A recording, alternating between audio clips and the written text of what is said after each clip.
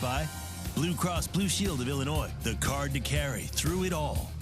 First Midwest Bank, helping you build momentum. You have plans. First Midwest Bank has ideas. Xfinity. Xfinity X5 delivers blazing fast Wi-Fi with no curveballs. And by Wintrust, home of White Sox checking. Visit wintrust.com/socks to open today. Dylan Cease on the mound in Cincinnati today, and it's an interesting matchup for him because he's allowed 12 of the 19 runs he's given up this year on home runs, and Cincinnati's not a good batting average team, but they do hit the long balls. So what do you want to see from Dylan to continue this nice stretch for him? Want to see strike one, and if he gives up home runs, make them solo home runs by not walking anybody. That's been a big factor this year, but all in all, over the last 9 starts, 5-1, his ERA just above 2.5. Opponent's batting average at 220, so he's been able to get the ground ball when he has to. That for a high fastball pitcher is most unusual, but it served him well. When he gets ahead of hitters, he's usually in pretty good shape. These Reds do have some power in this lineup. The ballpark is one of the most notorious for giving up home runs, and hopefully today the Sox will hit more than the Reds. Well, Friday night it was all Cincinnati home runs, and a 7-1 victory. They were enjoying it. They had a lot of power. They flashed it. And then yesterday, the Sox returned the favor. So the question is, who will hit more home runs today, and who will score more runs? Find out with us next.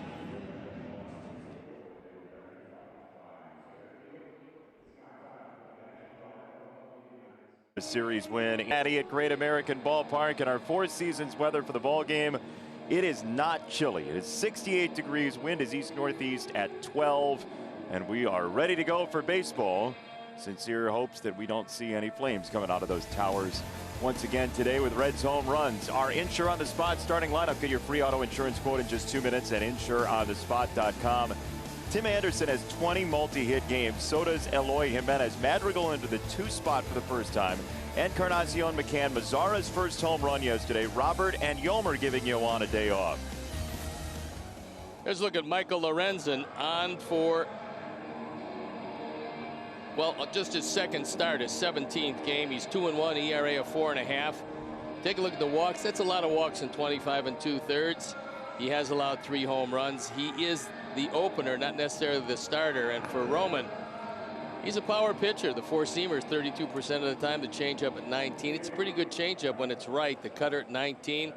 Slider, sinker, curveball. Doesn't throw too many curveballs or sinkers. So we'll look for the four-seamer from him. Let's take a look at our UI Health defensive setup. It's Akiyama, Goodwin, and Castellanos left to right with Suarez, Galvis, Moustakas, and Votto. Tucker Barnhart, a fine defensive catcher behind the plate, and Michael Lorenzen on the hill. The only question is, how long will he be going today? He's not usually a starter, although the Sox have seen him in a starting role. The umpires, Mark Carlson, he's a crew chief at second. Then Mike Esterbrook, Chad Whitson at first, James Hoy at third. I don't know about you, but when we have a day off, I miss it and want to do the game. Well, hopefully this is going to be one of those games where the Sox do hit the ball out of the ballpark a lot. It's a ballpark conducive to the long ball. Look at some very impressive numbers. On base percentage over 400 for Tim. 0-1. That's in for a strike. Another fastball from Lorenzen, the 28-year-old out of Fullerton, California. Tim trying to track down DJ LeMahieu. It's a 2-point spread, 368 versus 366 in the race for the batting title. Starting play today with 8 games remaining for Tim and the Sox.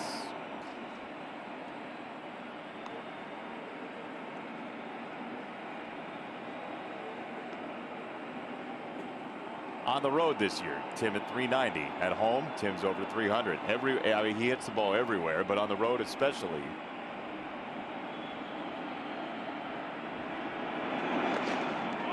Strike 3, ball in the dirt. He has to dodge the ball. Barnhart throws to first, and one away on the strikeout for Lorenzen. Set him up with a fastball and wiped him out with a slider that's way out of the zone. Barnhart is a very good defensive catcher. Odds are not too many are going to get by. This one doesn't. And he's able to throw out Tim at first base. So 1 gone for Nick Madrigal, who had another hit yesterday. He was 1 for 3, a 2-strike hit in yesterday's third inning. What I love is when people try to throw a high fastball by Nick, because it really doesn't matter. He just lines it to center field almost without exception, except maybe when he lines it to right. But he hits the ball hard when it's about neck high. Top of the zone, strike 1-1 on Madrigal, just 23 years old, first round pick a couple of years ago for the Sox. 3 walks, 6 strikeouts, a lot of contact for Madrigal. Little tapper at third base side. Suarez has no play, and Nick Madrigal hits a croquet mallet to third for a 1-out single.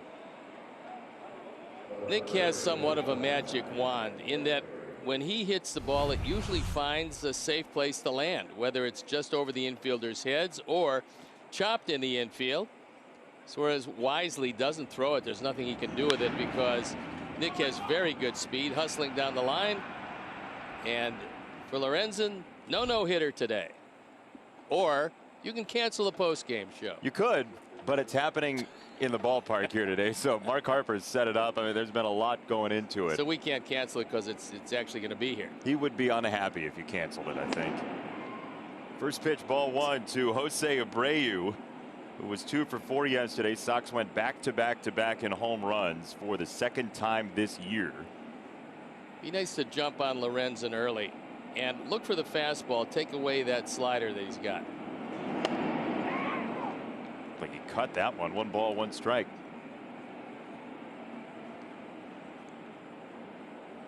National League parks. Jose's been good. He's been good in all parks. He'd be great at Yellowstone. He's great everywhere. And what a year it's been for him.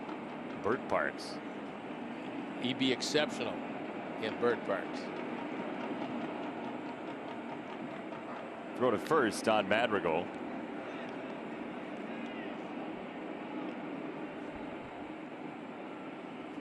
So Nellie Fox, Dick Allen, Frank Thomas, White Sox MVPs. Who will it be to join that group? Well, I suggested on Twitter today a unique solution to that. So we'll take a look at what Jose has done this year. Everything is wonderfully impressive. 52 runs batted in, 70 hits. So first, and a third and a second. So what's your solution? My solution is just like 1979 when Willie Stargell and Keith Hernandez split the MVP. They split the MVP between Tim and Jose. I think that solves all the debates. I love it. Jose floats this ball to center. That's a base hit. Madrigal lost his hat, gets to third, and runners at first and third. That's just a good read by Nick. He realized, number one, for Jose, they're going to play deeper than normal. Number two, he read this as a base hit all the way. Took an inside fastball off the plate, dumped it into center field, and Nick was off to the races. There's some guys who would have played at safety first. Nick, realizing where the outfield was and the fact that they would be naturally deeper for Abreu, coasts into third base. Nick is very much a ready, fire, aim base runner. To his credit, quite often. Well, I think he just is a high baseball acumen guy. I think he understands how to play this game, and I think it's going to serve him well as he goes down through what should be a great career. Tucker Barnhart did a great job of getting his entire body in front of that ball. You were talking about how good he is defensively. That's a sign. Well, first of all, he's got great mobility left and right. Second of all, look how he angles his body. Watch what he does here. He's down low anyway. He knows the slider's coming. So you bring the elbows in as close as you can to your body. You angle your body forward so the ball can't get away. That was perfectly done by Barnhart. Indy native, Brownsburg High School. Tucker Barnhart. Well, now Eloy should get the fastball he's looking for. He'll be ready, you'd imagine. 2-0 from Lorenzen. He's off the plate. He swung through it. 2-1. Got his fastball, but it was in a pretty good spot. The severe shift. What Eloy's been doing is just rifling the ball back up the middle. In this case, Moustakas is standing right there. 2-2 on Eloy Jimenez, who hit his last home run last Sunday. It would then follow. Yeah, once a week is fine. Sure, especially when the week's about over, you haven't hit one. Looks like it's going to be a slider. On 2-2. That's tapped foul. Was able to keep it alive.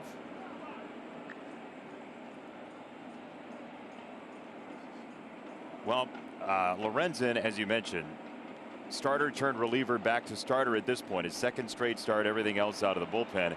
16 pitches early is good news for the Sox. Yeah, I don't think he's going to go. If he goes to 75, 80 pitches, that would be a lot.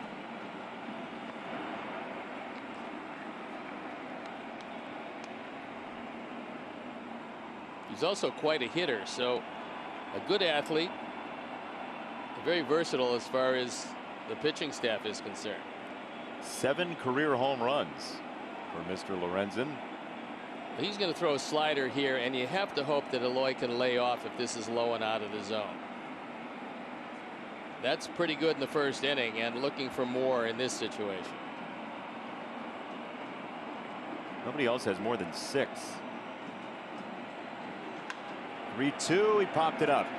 Short center field. This is a long run again, and finally caught by Goodwin, sliding into place for route number 2.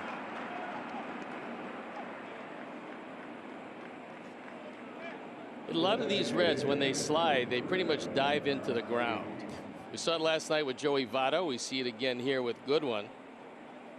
Turns out to be a good play.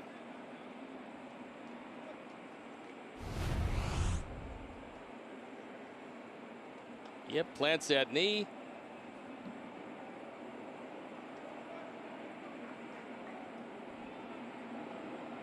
Nick had no play from third. He was measuring it the whole way. Goodwin's beard is very soon to be able to stick into the ground on a slide. Encarnacion takes a fastball strike at 97 from Lorenzen. He is a hard thrower, and the league's batting only .094 against his fastball this year.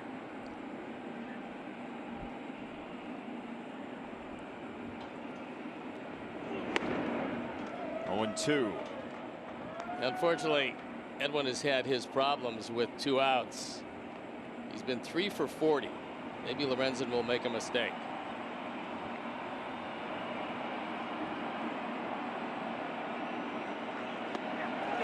Struck him out.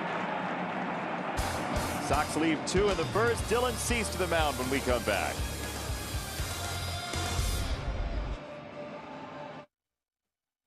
Stockers and Winker, Elvis and Barnhart, your 9. Dylan Cease, last time out against the Twins, he only gave up the 1 earned run, but 5 walks. That's been one of the problems this year. He did get to 99 pitches, however. For Roman, 4-seamer, 47%. He is a power pitcher. The hard slider at 31%. So 78% of the time he's going to throw you something hard. Then the changeup at 12% and the curveball at 10%. So we'll show you our UI Health defense and how Ricky Rentry is going to put them out there. It's Eloy, Luis, and Nomar in the outfield. Yomer at third base today with Tim, Nick, and Jose in the infield. James McCann's got the plate, and Dylan Cease on the hill, looking for a really good ball game against a team that generally hits in their home park, except for last night.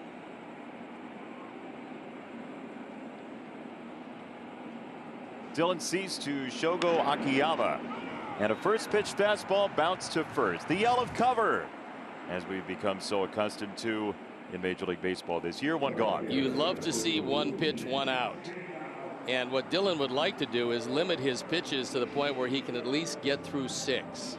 If he can do that, especially with Dallas Keuchel only going 4 last night. Bullpen was stressed. The bullpen was outstanding. But you'd love to see Dylan go through 6 innings this afternoon. Chuck Garfien tweeted about if you're talking White Sox MVP, dark horse candidate is Matt Foster. And I don't disagree with that at all. No, he's been exceptional. And for Chuck, a wise choice that has no chance. But a wise choice. Well, he was looking for the dark horse MVP. If you were selecting an under the radar MVP. I would say, all things considered, being his first year, it was a remarkable year for Matt Foster. I thought you meant Chuck's first year. Oh no, this is Chuck's. What, he's been here a year and a quarter, something like that. Well, we found out the other day he graduated from HF in 1989. Yeah, that would make him. Did he graduate? Do we know that for sure? I haven't seen the diploma, but we believe it's there. I've been told by a number of sources. 1-1 to Castellanos. You know, I did notice before the game when we did the on cameras that you have certain bars of sunlight that are coming on your face. Did you ever think of wearing the eye black underneath for the day games? Because to me it looks like you're visually handicapped at this point. Yeah, it's I'm like the first baseman, right? You know, you gotta. If you're gonna throw to me, don't throw over there. Please one hop it. No, today. you can't do that. No, vision at this point, it's tough. It comes in sections to you. Well, I have a scrim, but there's a slat in the scrim that makes it look like I'm, as somebody said on Twitter, broadcasting from my blanket fort.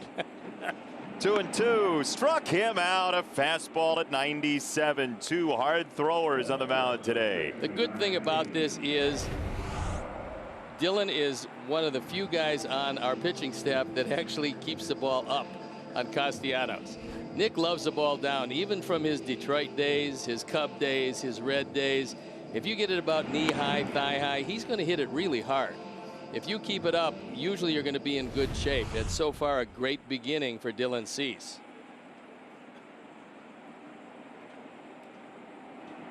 Joey Votto looks at strike one. Dylan Cease, his walks, he's got 25 walks this year. 16 of them, though, have come in 3 starts. 2 5-walk starts, 1 6-walk start. So it's not every game where you're dealing with the extra base runners. It's simply depending on the day, and he's ahead of Votto, 2 strikes. Canadian Joey Votto in the batter's box. Wins above replacement for Canadian players. Fergie Jenkins, #1, the new Hall of Famer Larry Walker, 2. And Russell Martin had a great career,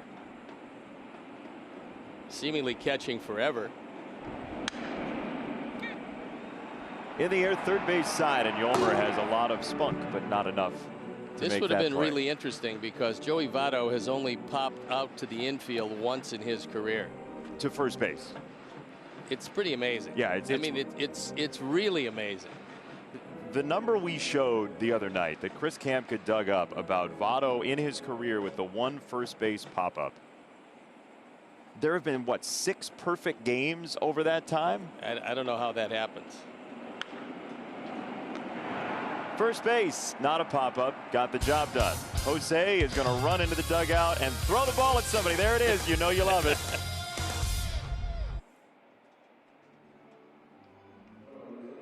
Google Cloud. Great American Ballpark is certainly a ballpark that plays as a bandbox. 93 home runs, 3rd most in Major League Baseball, 47 for the home team, 46 for the visitors. We've seen home runs all series long, and frankly, the balls are actually just trying to jump the fence on their own now. They don't even want to get hit by the bat. They're saying, we will leave. It's fine. We'll get up and out. With all the success Cincinnati's had this year, you think Mr. Redlegs is getting a big head? I mean, the arrogance for being in second place, right? How about Rosie Red back into the right in that picture, saying like, hey, we got a job to do. This is a 10-game homestand. You can't leave. Don't escape yet. You got a hi-hat in the 2nd inning. Congratulations. 1-0 for James McCann, who's had a very nice offensive year. His line drive rate is to 37%, by far the best in his career. This is not a mirage offensive year for James McCann, and last year wasn't either. No, he does put the bat on the ball and give you a good job behind the plate.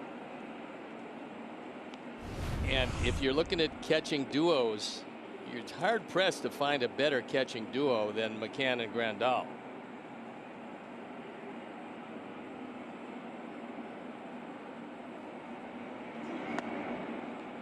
Good breaking ball, 2-2 on McCann. Michael Lorenzen, you mentioned his home run prowess. It is pretty unforgettable. If you saw it at the time, it sticks with you. A couple of years ago, his father had passed away. Lorenzen comes off the bereavement list, and that night hits a home run as a pitcher. I mean, it was one of those magical moments in the Cincinnati dugout. Well, they've used him as a pinch hitter, so there's no doubt he swings it very well. And today, at least in the early going, he's got a very good tight slider. So if the Sox are looking to get to him, probably want to swing earlier in the count and try to take that slider out of the equation. Like that. Third strikeout for Lorenzen. So last night, in case you missed it, we weren't on here on NBC Sports Chicago, but Nomar Mazara hit his first home run as a White Sox player, and he crushed it. Pretty happy guy. Took him a while. And that started the scoring. I mean, not like he got one of those middle relievers that maybe throws when the score is 42-0. Right. He got Trevor Bauer. That's pretty good. The shot you just saw of the Sox dugout after the home run says a lot about the type of guy Nomar Mazara is, though. I mean, you have a choice there. You can say, well, finally, thank goodness, or you can have teammates who like you enough and have been waiting enough to have that sort of joking celebration in the dugout. I mean, it's a testament to how he's fit in this team, even though he's had a rough offensive year. Yeah, there's no doubt it's been a very frustrating year for Mazara. You're hitting in the 220s. You just finally hit your first home run, but everybody to a man on that team was very happy that he was able to finally get it.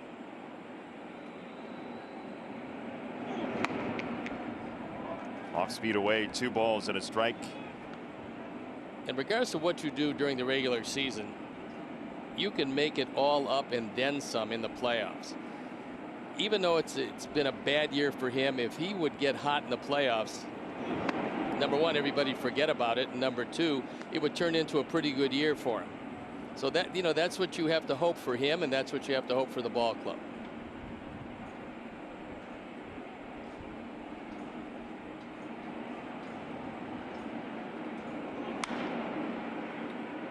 To have 88 home runs as a team and be in the top 2 in Major League Baseball with 0 from your starting right fielder for 5/6 of the season, to know that there's more upside with his offense, even just a couple of them down the stretch for Nomar would make this even more terrifying of a lineup. It's a straight change. Let's hope Lorenzen misses with it. He didn't. Good pitch, grounded to the right-hand side, and Galvis. So 2 down for Luis Robert. Joey Votto caught that one a little strangely. It was Moustakas. He was playing on the left side of second base, so 4-3. No, when they threw to first base, Votto caught it as if he didn't see it very well.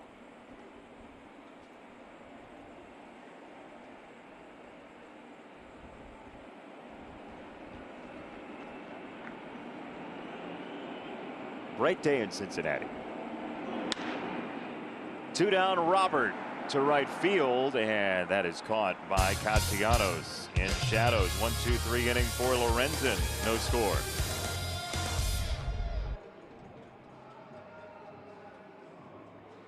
Profile: Dallas Keuchel's first start in 13 days, 4 innings, no runs, 7 strikeouts. Your thoughts on Dallas last night?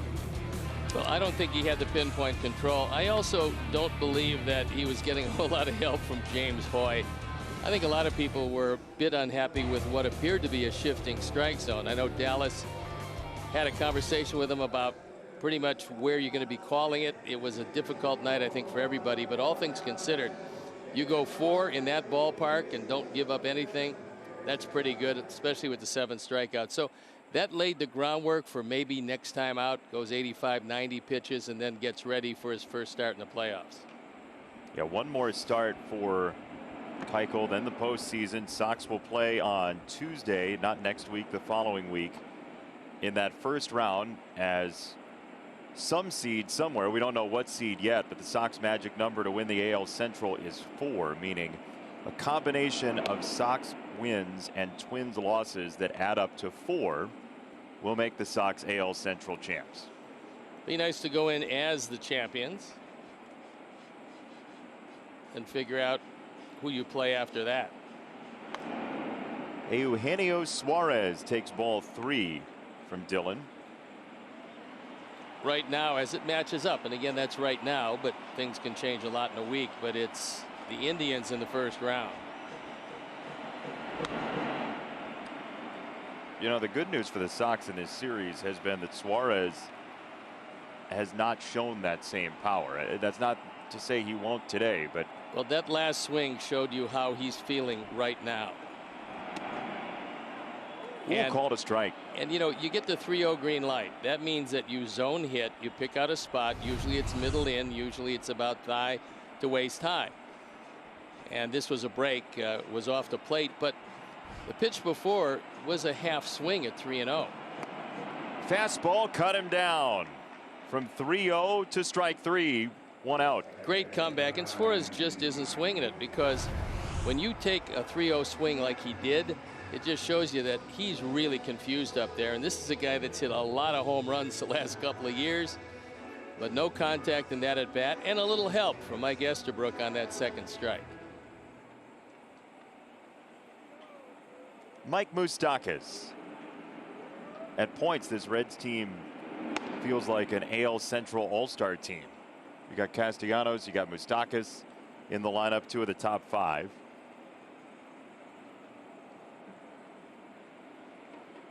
The Reds were in line to have a very big year this year. For some reason, they got off to a slow start. It still is a team that you might not want to see in the playoffs, depending on, you know, where they're going to be seated and if they make it. Because if Sonny Gray comes back and you get Bauer and Gray the first 2 games, they can take anybody out in 2. 3-0 from Dillon to Moustakas. What leads to this? Hey, I mow him down in the first inning, throwing first pitch strikes, and then back-to-back 3-0 counts. Well, first of all, it was easy to figure out with Suarez because it was a curve and a slider, and he missed with both. But, you know, that's a product of youth. And also, a lot of people don't realize when they look at Dane Dunning and realize that he's been a command pitcher his whole life because a fastball isn't overwhelming.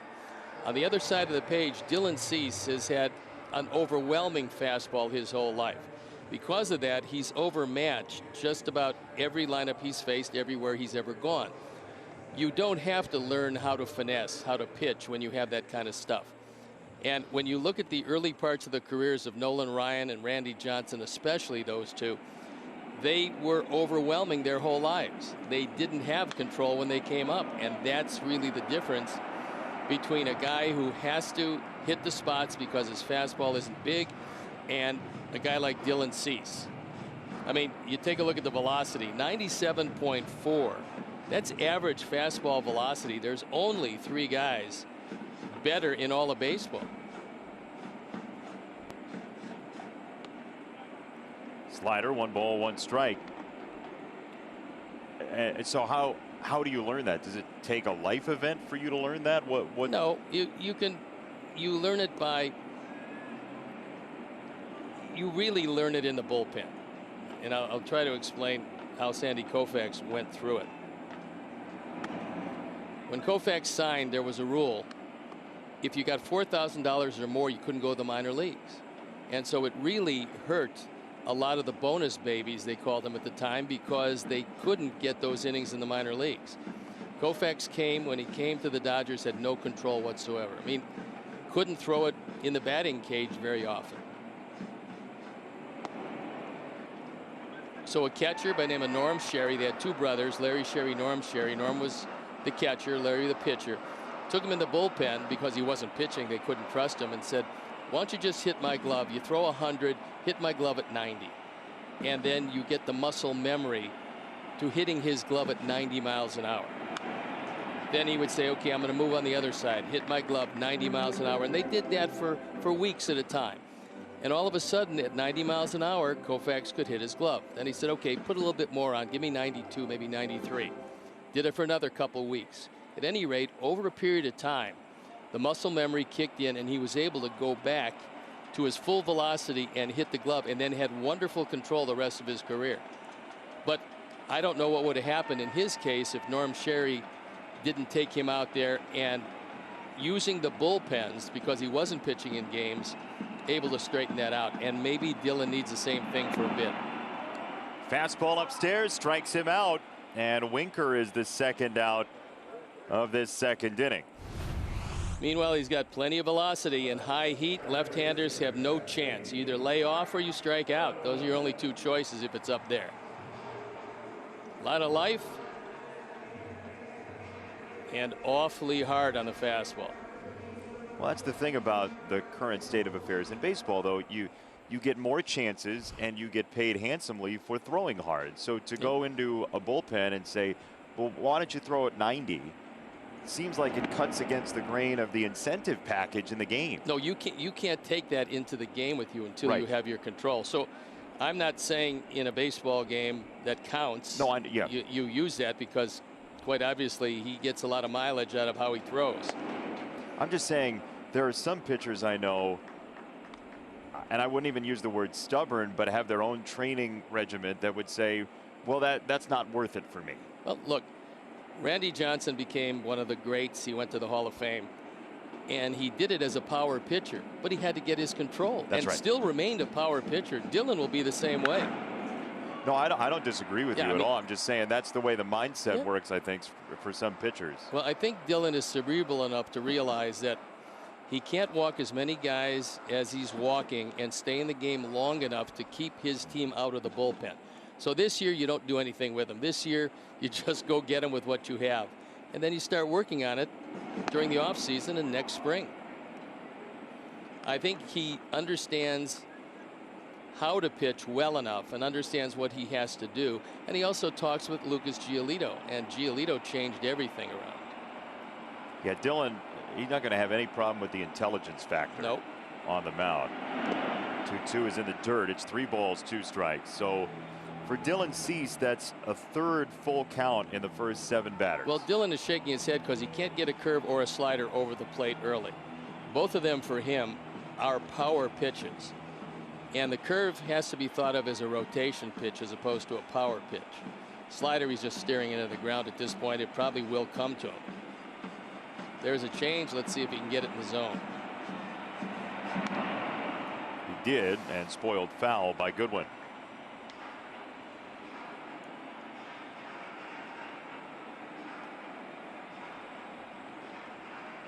Moustakas even has the red gum to go along with the Los Rojos jerseys today. That could be Big Red, my favorite kind of gum. It is? Cinnamon, yeah. You get that off the machine. 3-2 is inside. It's ball 4. And 2 on for Cincinnati in the second. Your 2020 Chicago White Sox are presented by Guaranteed Rate. Faster mortgages, faster results, faster way home. Visit rate.com.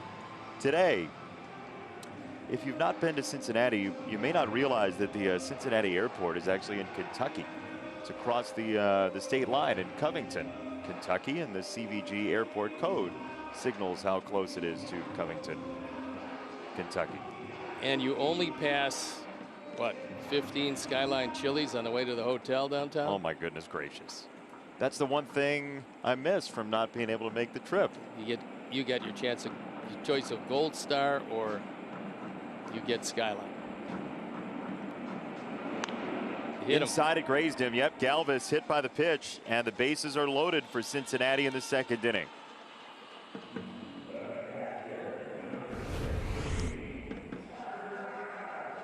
This one had a little cut on it and got him in the elbow. Now, even though it is padded, that still doesn't feel too good.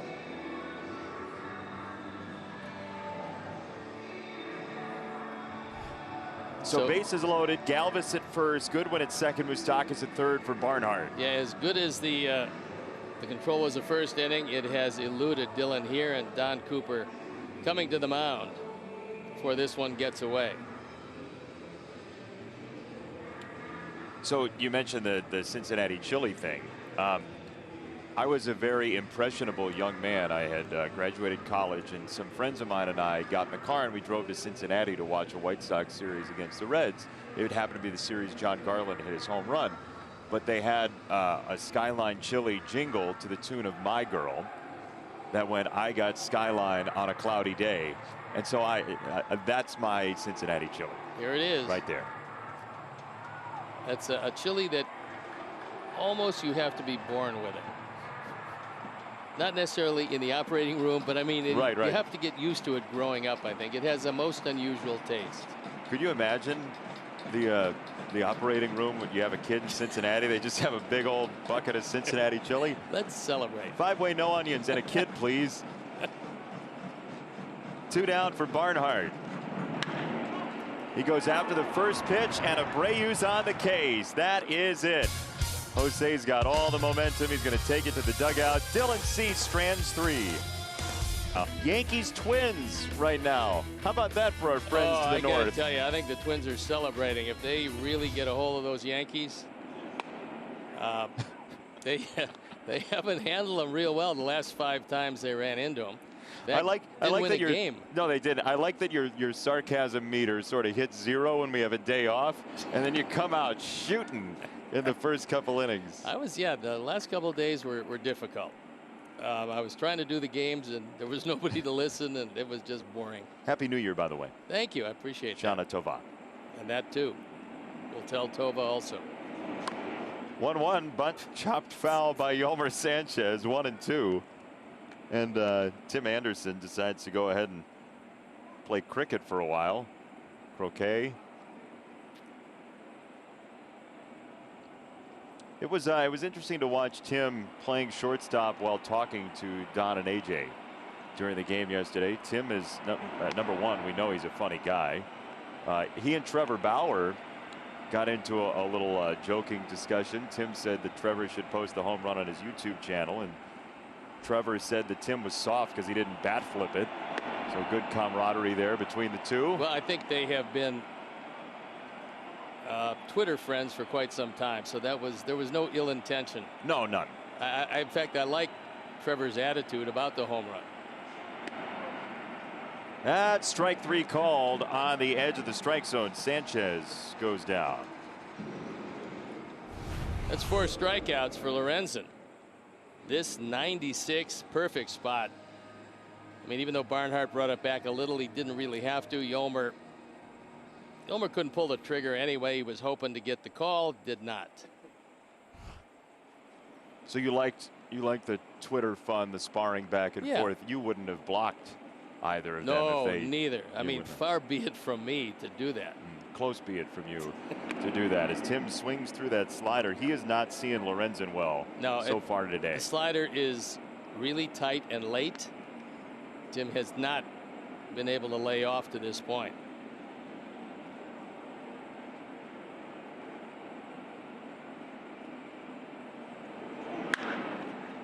Well, to shortstop and Galvis. He saw that one better, but it's still out number 2.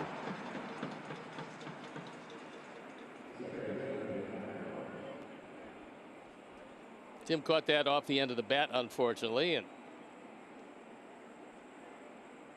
Galvis was right there. I'd like to send along birthday greetings. It's Velma's dog Nini, 4 years old today. Excuse me? Happy birthday. Velma's dog Nini. Yeah, Nini. Cute dog. How do you spell that? N-I-N-I. Nini. Yeah. All right. I think that's how you Happy pronounce birthday. it.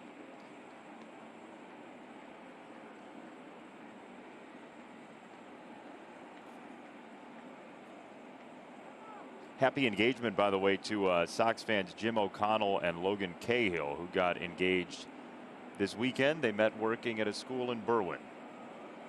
That's kind of nice. Congratulations to you. Oh, Nick got hit. Nicky one bruise again. He was not happy about that one.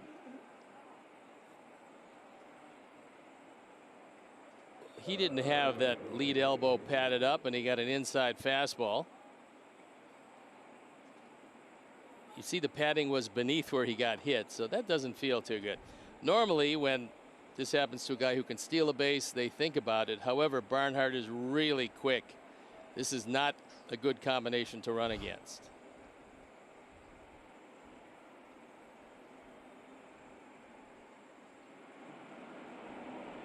Jose Abreu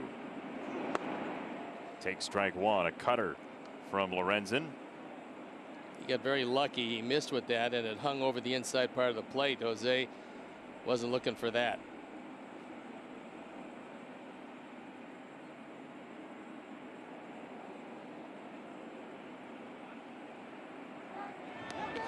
Throw to first, safe. Nick just barely got back in. If that's a really good throw, they might have him. Well, this was not intended to pick him off. Nick was going, and Barnhart did a nice job of calling for it.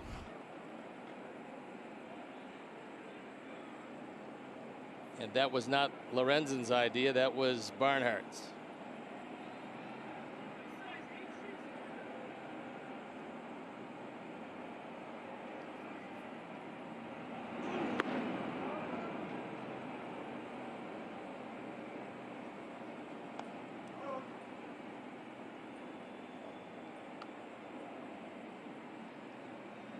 Nick Madrigal over at first certainly does have some speed. We've not seen it in the stolen base category so far with the Sox. Well, after getting hit, he's thinking about stealing one.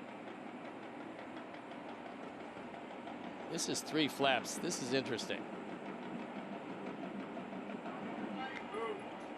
What do you mean? Well, in other words, a catcher will do a couple of different things. One, he'll flip up his thumb if he wants him to throw to first.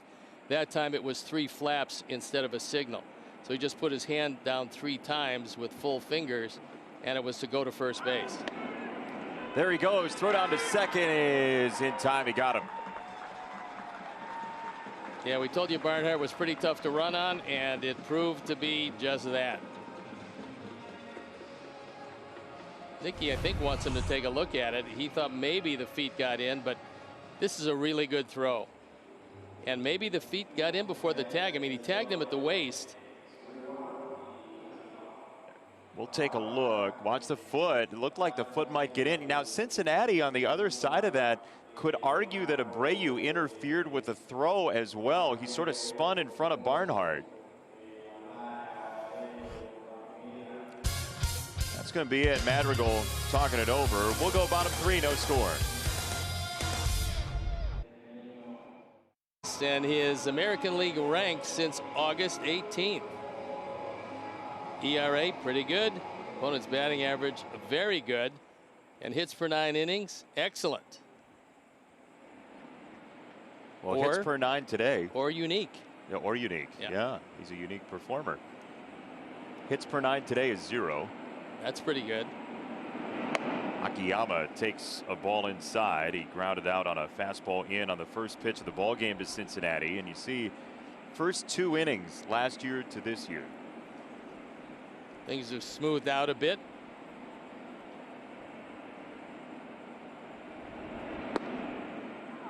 Off speed, a strike to Akiyama, who had 216 hits 5 years ago in Japan. As there you see, since August the 16th, Lucas Giolito, 4.5 hits per 9. A no-hitter will do that for you.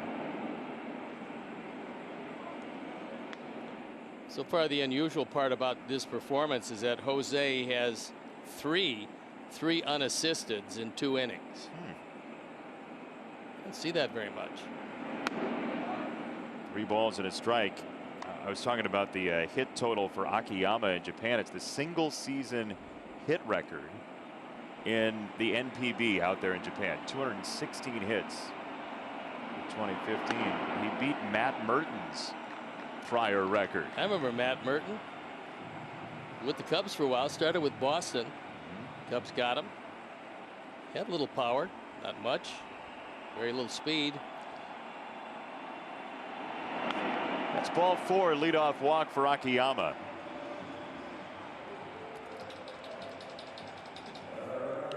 Dillon very much once again flirting with danger. The pitches are piling up, and he's putting 3 guys on so far in 2+ innings via the base on balls with 1-hit batsman.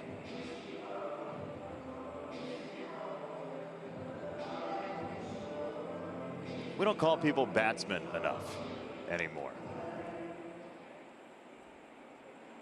Batman? No, I like batsmen. I'm Batman. Such a joker. Here's Castellanos, and a check swing and a foul, strike 1. Nick Castellanos had 6 home runs in his first 11 games with Cincinnati. He joined Austin Kearns, Adam Dunn, and Wally Post as the 4 guys to do that in a season for the Reds. Remember Wally Post? I do remember Wally Post. He was renowned as, there's strike 2, he was renowned as the best dressed Cincinnati Red for a while because evidently they had a sign at Crosley Field that said hit the sign, win a suit, and he hit it 11 times on home run balls, and so he just had this full closet of free suits. It's a pretty good idea. I like that. Check swing, did he? No. That was actually a very good 0-2 slider. That one just missed off the outside corner. Tantalizing for Castellanos. He was probably 1 high fastball away from ending this at bat.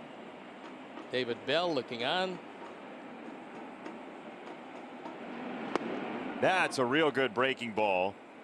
And the 4th strikeout for Dylan Cease. When Dillon gets command of this, there's just nobody around that's going to hit it. I mean, that's the over-the-top curveball. That's 84 miles an hour, but it just disappears. It comes up with tight spin. And although his high fastball doesn't have as much spin as a lot of hard throwers have, that curveball has an enormous amount of spin.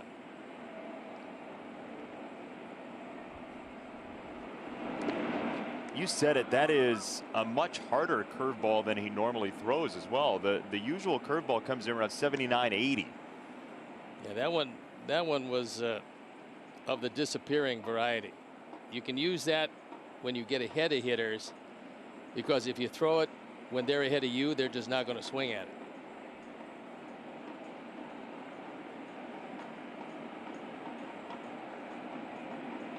One-0 for Votto. Change for a strike, 1-1.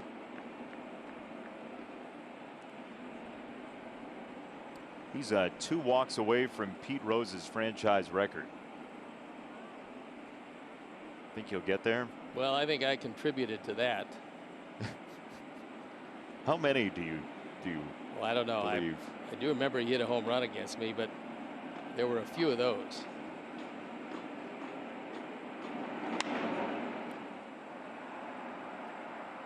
One and 2 for Votto. If you had to set an over-under for number of times you walked Pete Rose, as Chris Kamka looks it up, what would you say? Maybe 4. Okay. I was sitting in an emporium, and there happened to be some off-track betting going on there. Oh, okay. And at the emporium, the guy behind the counter was a friend of Pete's. Okay. And he called him up and said I was there, and Pete said, tell him I said hello, but I didn't like to face him. I was only 3 for 15. So somehow he was able to remember exactly what he was against me, or looked it up, and yeah, that was it. But I do remember the 1 home run in Candlestick Park. You do? Fastball? Oh, probably. 2-2 is down. It's 3-2 on Votto with Akiyama at first and no score. Chris Kamka tells me you walked Pete Rose 5 times, so take the points. I was in the neighborhood. You were right around it. Yeah. Neighborhood play still allowed. You'd love to see a ground ball to the right side.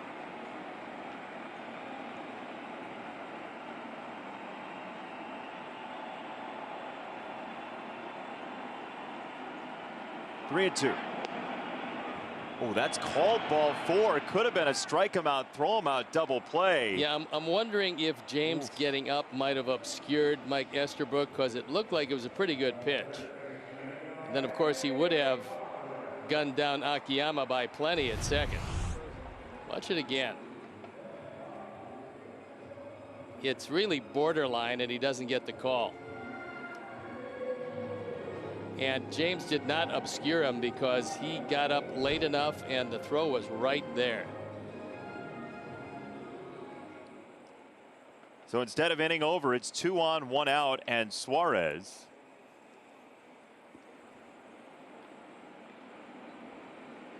battery of left-handers next. Last righty for a long while against Dylan Cease.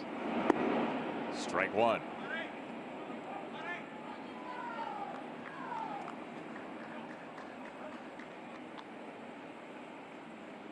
So you said it, 3 ground balls to first, 4 strikeouts, 4 walks, and a hit batter. One of the most bizarre first time plus through the orders you're ever going to see.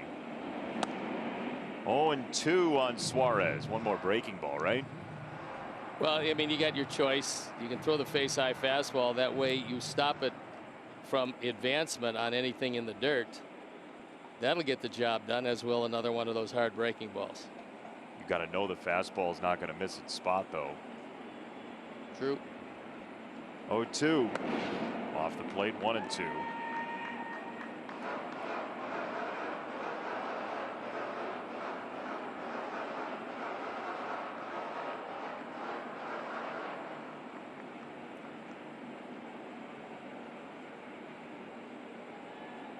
Two on, 1 out, and a 1-2. There's the fastball up and out. 2 balls, 2 strikes.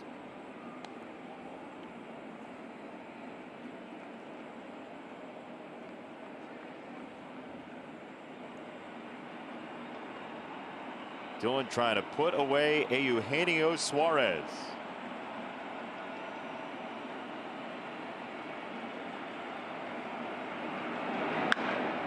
Two breaking ball rope just fouled at third. That was fortunate. I was going to say, when I said you got to make sure the fastball doesn't miss its spot, that can happen with a breaking ball too. Just barely the other side of the line. Yolmer would have had no chance for that because he was playing well off the line. What's your pleasure here? I throw a face high fastball.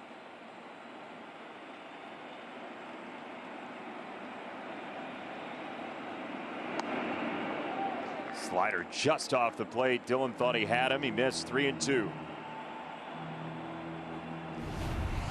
It was off the plate, and Suarez probably couldn't hit it, so he decided to check it up.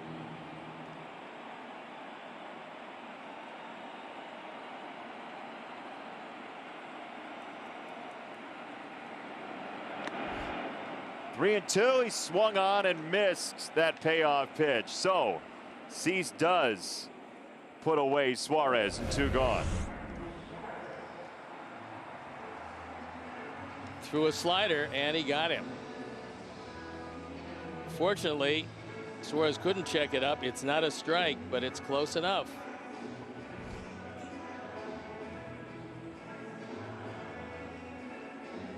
So his stuff today is no-hit stuff.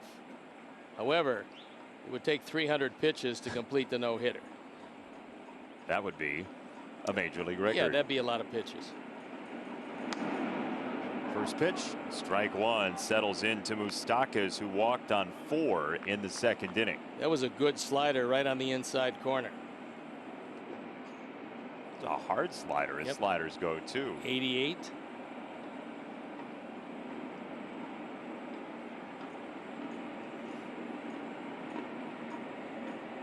Oh, 1. A little bit in on a fastball. Missed his spot by plenty, as James wanted it on the outside corner. He missed the inside with it.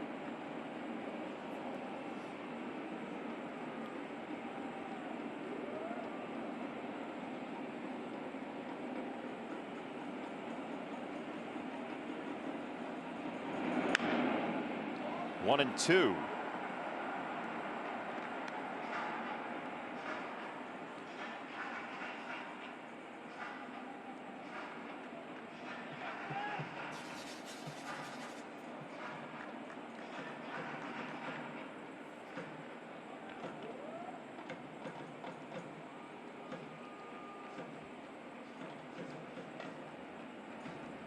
1-2. Inside, shook him down, a fastball. It didn't miss him by much.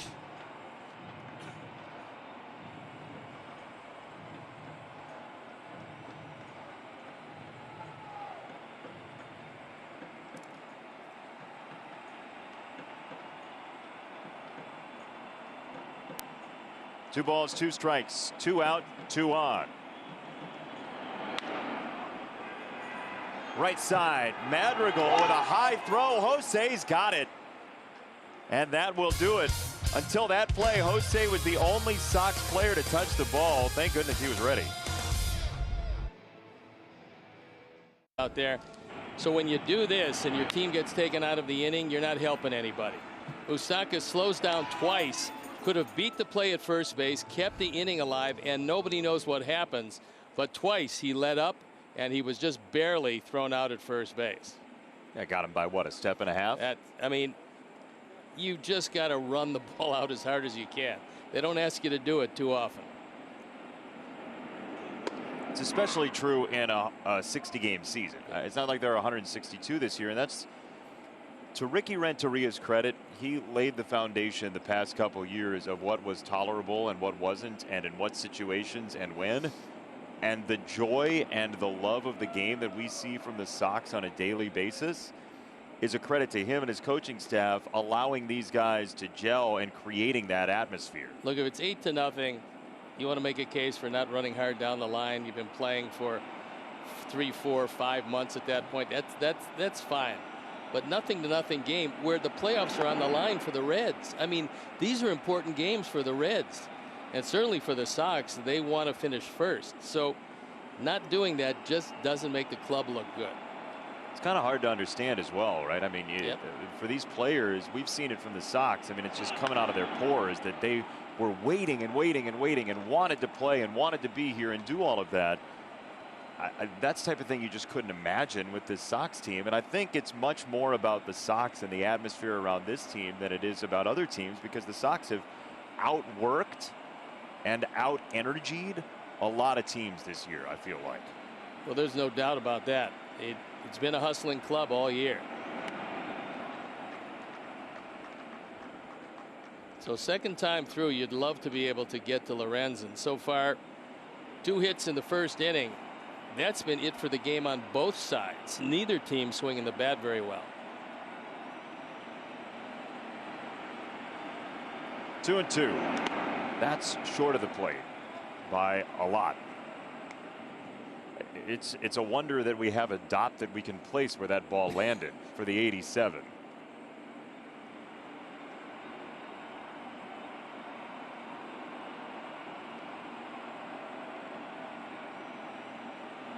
It's going to be an outside fastball. Let's see if Jose can go out there. Didn't want to, didn't need to. Ball 4. And your 2020 Chicago White Sox are in first place. Sox are in the postseason. Be in for 2021. Reserve your spot to see the Sox live. Let's talk ticket plans, group outings, and more. Call or text Sox Ticks to 312-674-1000 or visit whitesox.com today.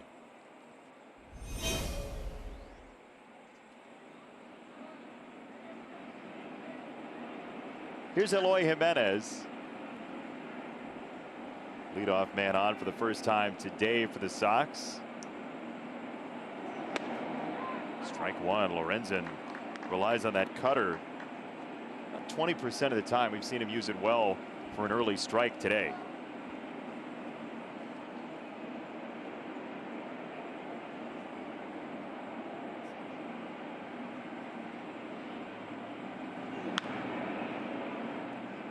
Oh, 2 on Eloy. Well, this is where Jose at first base has to watch anything in the dirt. You want to get a good secondary lead, and anything gets away at all from Barnhart, which hasn't happened too much, but if it does, you got to be standing at second. Keep the Sox out of the double play situation, and this is going to be a slider away. Yeah, the dirt, Barnhart knows so very well when to use his hands, when to use his body. If it's a short hop like that, you can just backhand it and pick it. If it's going to be a long hop, that's when you have to slide out. How do we pitch to Eloy with a 1-2 count in the 4th inning of a day game? Let's check in with Bob Uecker. Yeah, it's going to be one of those. So you like the cards, huh? 1-2, he struck him out. That's why you go to the card, right? One gone. Follow our Sox insider Adam Hogue at NBCSportsChicago.com, presented by Nationwide agent Jeff Vukovich. Get to enjoy knowing the Vuk as much as you do the jingle at JeffVuk.com. Because Nationwide is on your side. Oh, pretty wow. good. Yeah, I think a couple of days off really helped me. I was in a slump. I had lost a step. My hands weren't as quick. I think we did well today. Oh, we did. I think maybe one of our best of the year. I hope you don't mind that I didn't do it alone the other day, that DJ jumped in and we decided to try to harmonize. You need to do that. Thank you. I don't like singing on my own. 3-part harmony would have been better. You want to just yell down the hallway, see if DJ will come in and sing, and then go back to Andy? No, Joe Grube is here. We should get Joe a headset just for the Nationwide jingle. And then he'll become a star. A singing star. He's got it. He does impersonations. Ball and a strike on Encarnacion with Abreu at first and 1 out in the 4th.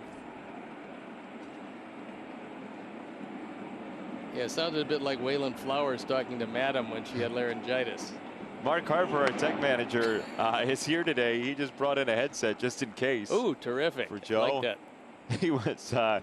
He was unceremoniously sent away by Joe. Look at the sign on the door. No visitors, please. 2 balls and a strike on Encarnacion. Edwin sprays it foul, 2-2.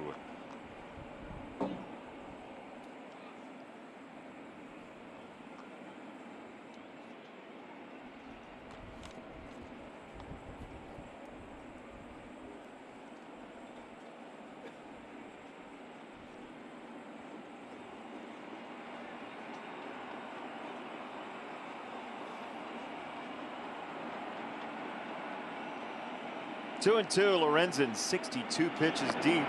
Check swing. Edwin, boy, his brain and his hands were fighting there. Nice job of laying off that slider.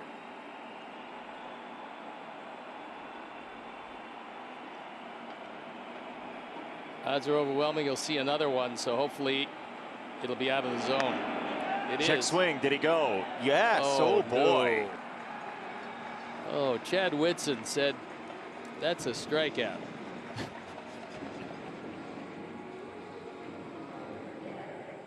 Let's see. Was another slider. It was out of the zone.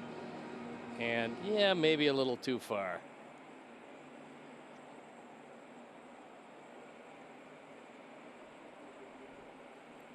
Yeah, probably. Yep.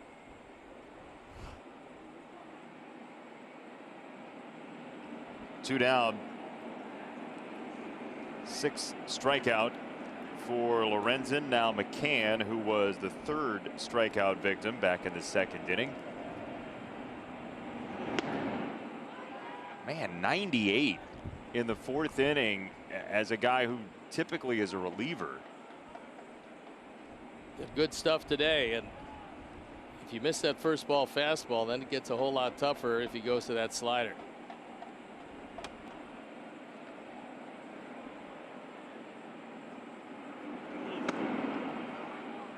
High, 1 ball, 1 strike. Minnesota plays later on Sunday Night Baseball against the Cubs, so the Sox won't know if they gain, lose, stay the same against Minnesota until much later, by the time the Sox are in Cleveland to start that 4-game series with the Indians, who are up 1-0 on Detroit in the 5th. It's a pretty good pitching matchup for the Cub game. Darvish and Barrios. Yep. The 2 aces of their respective staffs.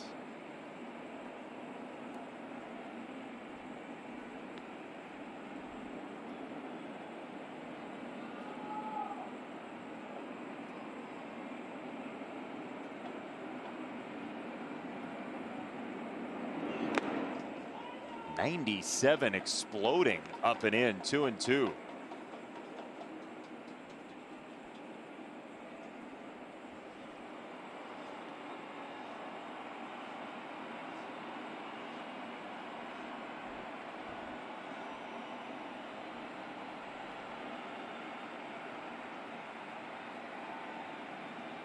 Fielders are going to have signs that say hit it here soon.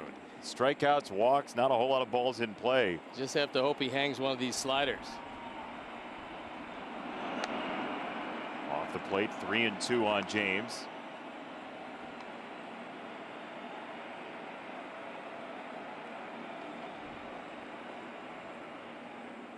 You still have Votto holding Abreu close at first base, which that sure makes a great deal of sense.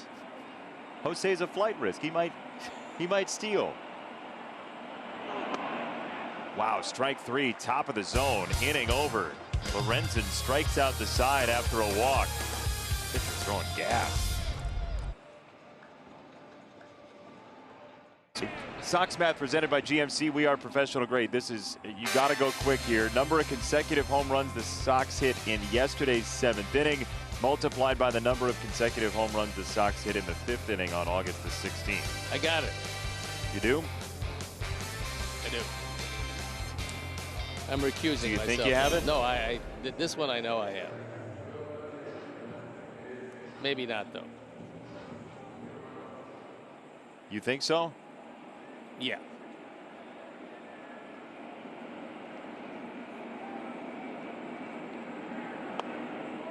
First pitch breaking ball, strike on Jesse Winker, who has a story that I imagine hits a little close to the heart of people here in Chicago. Jesse Winker went to high school in Florida, but he was born in Western New York. He lists on all official documents his birth city as Buffalo, but he's actually from Niagara Falls. But he says Buffalo because it's, quote, easier. People in Chicago hate when folks from like an hour 20 outside of Chicago say, no, I'm from Chicago. But it's easier. But it's easier. Yeah. So Jesse Winker did that thing that Sox fans, I'm sure, have very strong feelings about. Well, just if you're born in the neighborhood of Chicago, just say you're from Buffalo and it'll all work out. Or is that not where you're going with that? No, that hashtag not the takeaway. 2-2. It's fouled away by Jesse Winker, who is from around Buffalo. You're actually from Cleveland, though.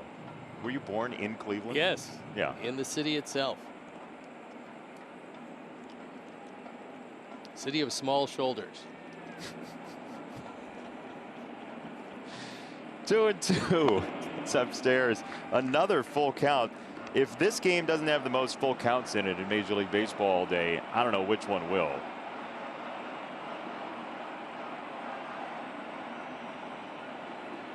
Well, you keep putting him on via the base on balls, and eventually someone's going to luck in a hit. Here's ball 4, 5th walk, and 5 strikeouts for Dillon. Join host for all seasons, David Kaplan, for an all-new episode of Baseball Night in Chicago. That's tomorrow night after the White Sox postgame live on NBC Sports Chicago. Even Winter? Every season.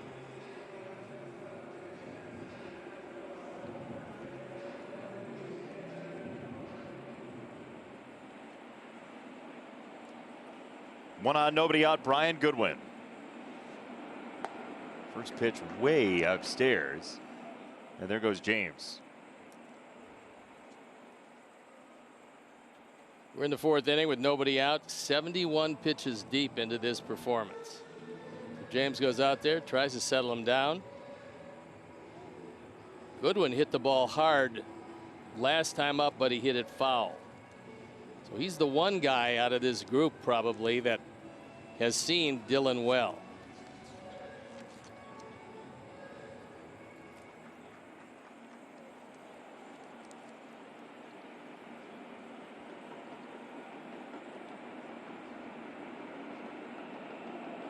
1-0 is downstairs. 2 balls, no strikes.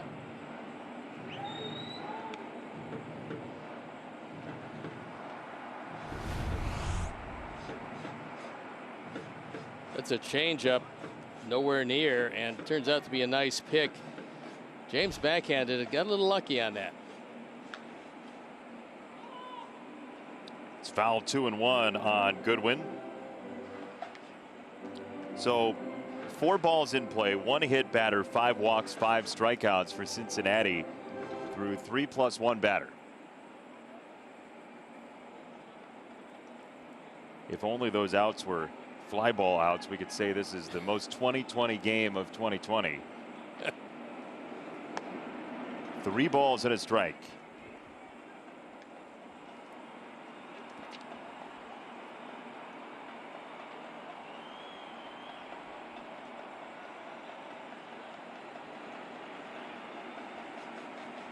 Look at Dillon use a ground ball to the right side. Ball 4, 2 on, nobody out. Play the Sox Split 50-50 raffle presented by Wintrust during every game this season. Now is your chance to win and support White Sox charities. Online tickets on sale now through the end of the 7th inning. Jackpot growing all game long. Get your tickets at whitesox.com/Sox Split. It is valid for Illinois residents 18 and over. Ross Detweiler throwing in the pen.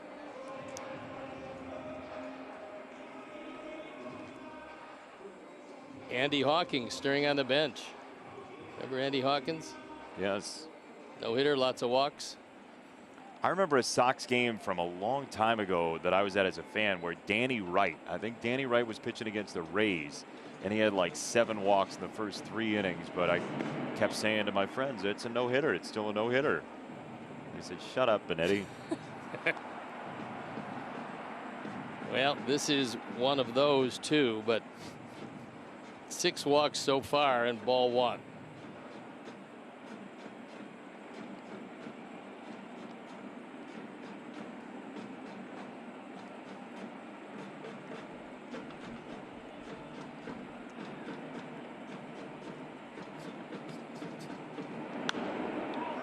Fouled away, 1 ball, 1 strike. It can't be comfortable as a hitter to go up there against somebody who's walking a lot of people, though.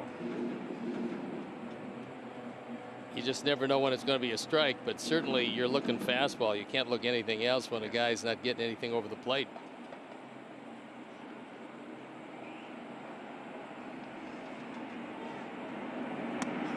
Two balls and a strike.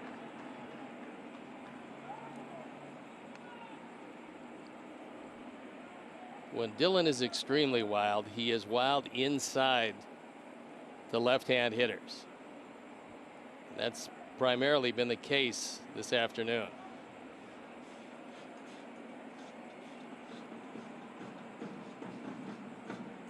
2-1. Down 3 balls and a strike on Galvis.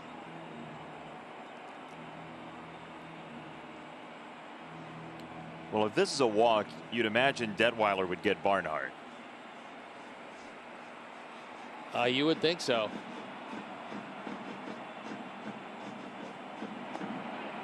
And it is. We'll find out. Bases loaded, all on walks here in the 4th inning. And here comes Ricky, and we're going to see Ross Detweiler as he's going to walk 7 men in 3+ innings.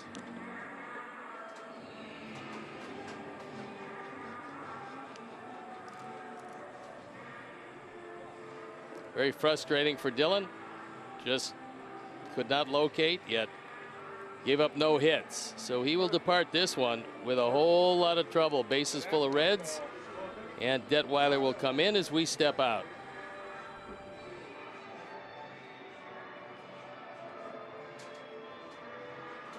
Y'all perfect. The White Sox. While you're there, enter for a chance to win 2021 season tickets. No purchase necessary. Illinois residents 21 and over only. Ends October 27th. Visit crownimportscontest.com for rules. Time now for a Lakeside Bank call to the pen. Lakeside Bank, it's about time. And with the bases loaded and nobody out, Ross Detweiler has his work cut out for him. ERA just below 1.5, on for the 16th time. He's been very good this year, but he's never entered into a situation like this year. He'll face a lineup that was structured to go against a right-handed pitcher. So Barnhart the lefty, Akiyama the lefty, and then Castellanos the right-hander. But Cincinnati went with 6 lefties and a switch hitter in this lineup today. Jose Abreu in even with the bag. He's coming home on a ground ball, as is Sanchez. Ball 1 from Ross. Barnhart normally is exclusively a dead pull hitter against righties. I would assume the same thing against lefties. See where Jose is. He's coming home. Sanchez is coming home.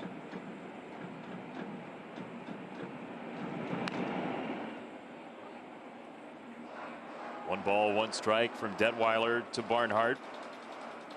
80 pitches for Dylan Cease today. Only 37 of them were strikes. And with the bases loaded, Barnhart's been very good.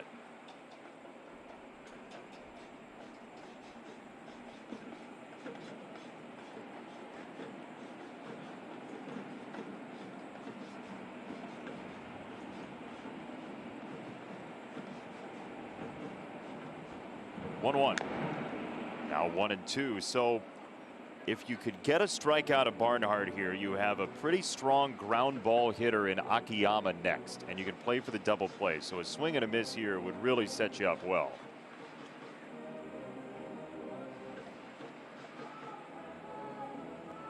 Getting out of this one would be Houdini-esque.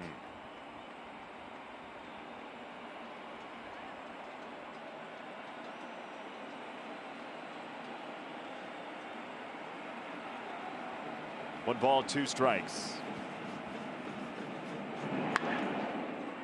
On the ground, Tim at shortstop has only 1 play. It's to second to get an out, and the Reds take the first lead in the ball game.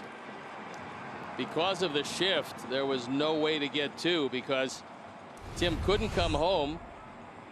He's not in on the grass, and he had to go to his left. So by that point, the run scores easily. You can't get the throw to first base, leaving runners to the corners, and the Reds take a 1-0 lead. RBI for Barnhart, who homered 2 nights ago.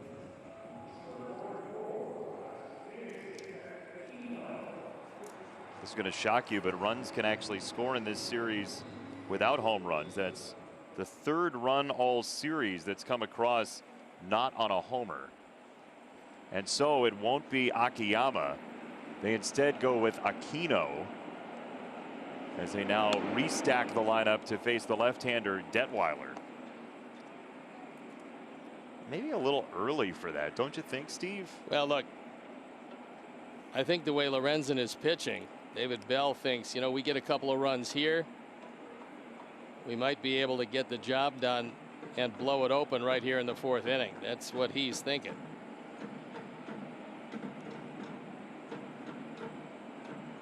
Oh, 1 downstairs on Aquino. Aquino last year was just exceptional, and this year not so much. Oh, he was a breakout star for them. The home run power. Yeah, I mean, I was going to say he was hitting everything out of the park. Ground ball would look good.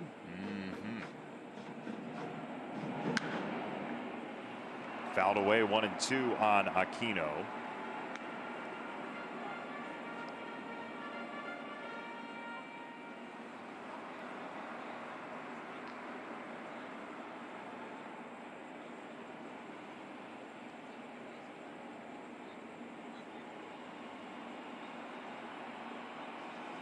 "19 home runs in 56 games last year for Aquino."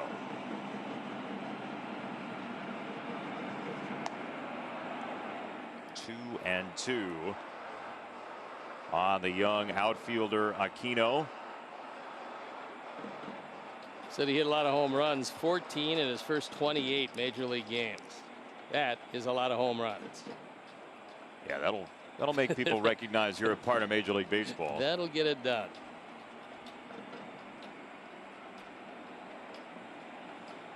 Two and two. Came inside, ground ball to third. Sanchez goes to first. Cincinnati gets another run. Goodwin scores, and it's 2-0 Reds without a hit.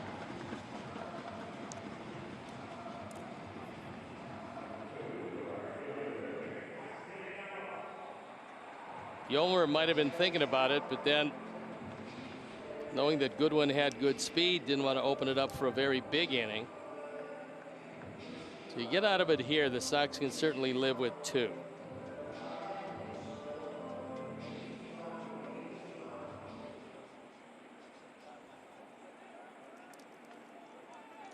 Castellanos struck out twice against Cease.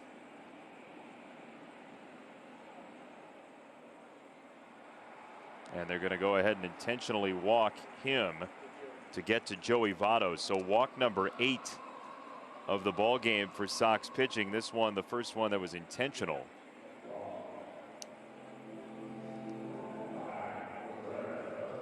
Not a bad idea.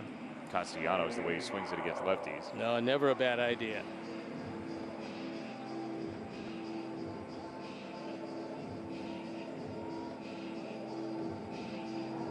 So Joey Votto, 1 walk away from tying Pete Rose's franchise record for walks.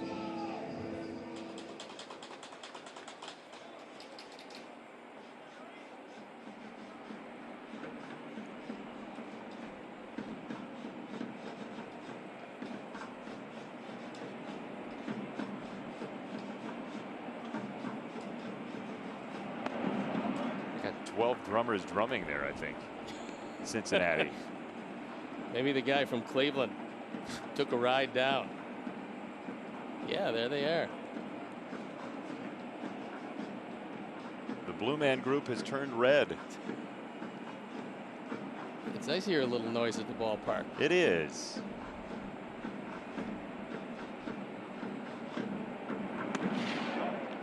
Two and 0.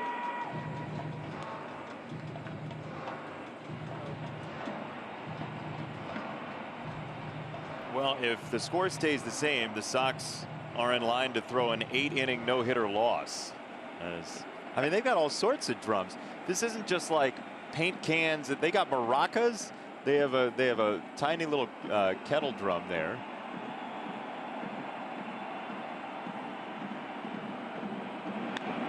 Is that a bongo?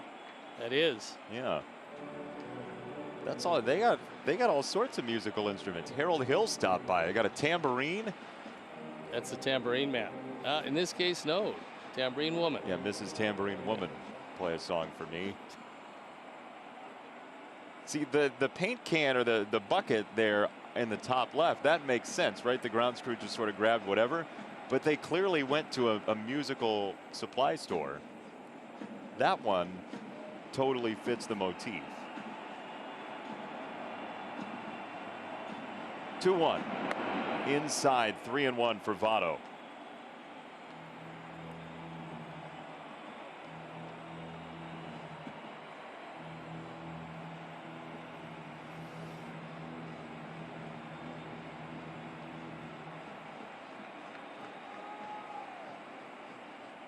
All quiet on 3-1.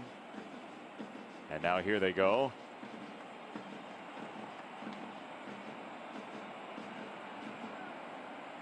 Ross steps off and immediately the drumming stops.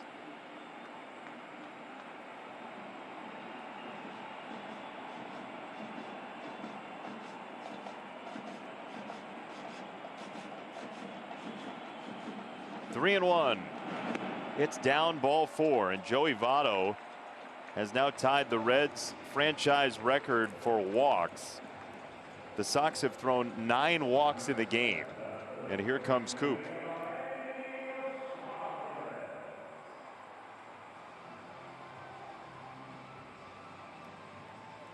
Nine walks in 3 2/3 is it's a sizable number. Might not be a record, but it's knocking at the door.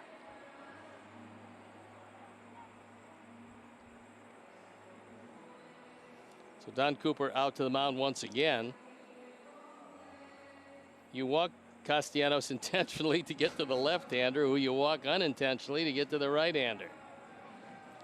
And if you walk him, it'll be real unintentional. Yeah.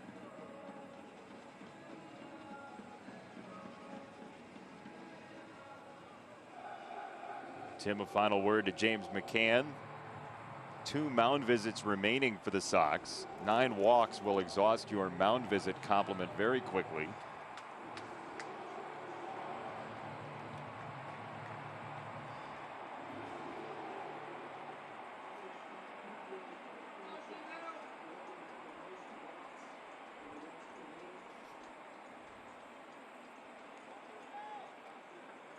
Sox are 2-0 this year when giving out at least 8 walks. So there you go. Yeah, I'm surprised the Reds don't quit. Maybe they don't know that statistic. Just hang it up. You got no chance. Stop walking us. You're letting yourself win. 2 out, bases loaded. Suarez. Strike 1.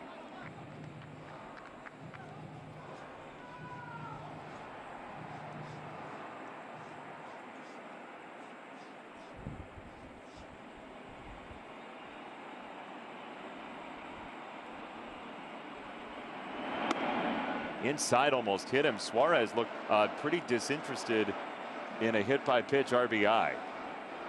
No, a lot of times you don't want to take one for the club exactly when it's heading toward your ribs.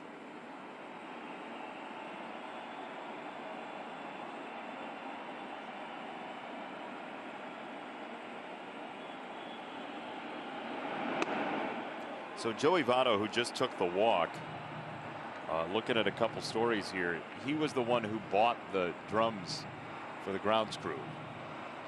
So it's on him. Can't beat that. No. Just wants a little noise in his life.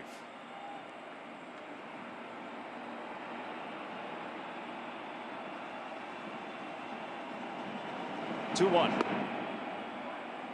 Inside, 3 balls and a strike.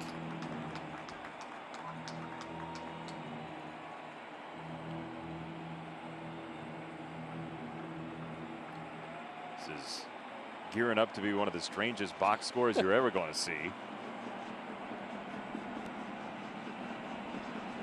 3-1. Oh no, it's ball 4 and the Reds are up 3-0.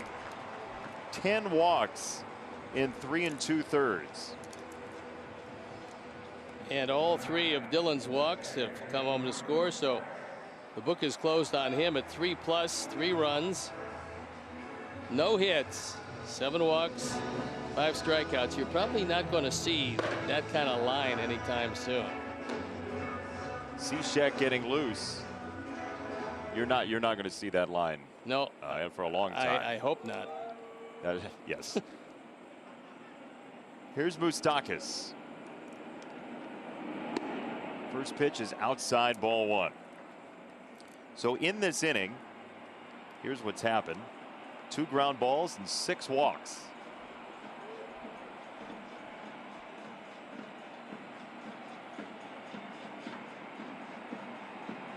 Dylan Cease chewing on the proceedings. 2-0 from Detweiler. By the way, this is still a no-hitter. Yep. It'd be a classic no-hitter. No-hitter, lose 10-1. What a bizarre deal. Yeah, it is that. 2-0 for Moustakas.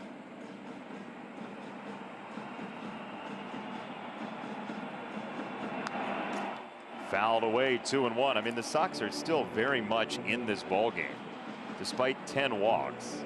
Cincinnati's bullpen, as we told you, is in the bottom 2% of the league in ERA for relievers.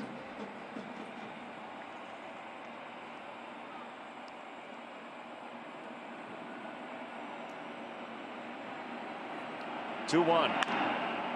On the ground and through. Shift was on. The Reds have their first hit. It is 5-0 Cincinnati, and the walks come to roost.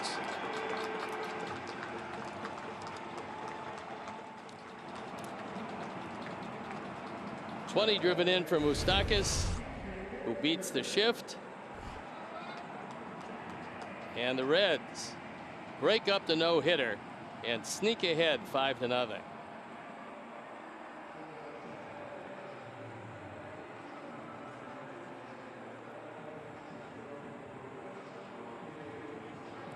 So Cincinnati has batted around in this fourth.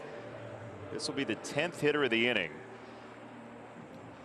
And it's Winker who led it off with a payoff pitch that was wayward. It was a leadoff walk in the inning. Little did we know what a canary in the coal mine that would be.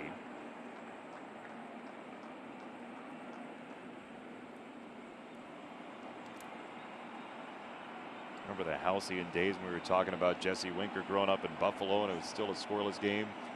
Yeah, that was seemingly days ago. 0-2 on Winker.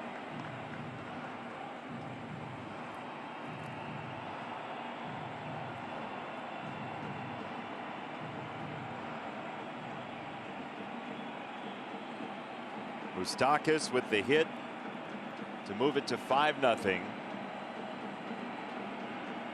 Ross on 0-2. This is in the dirt. Fake the throw to second base, and Moustakis will take the bag.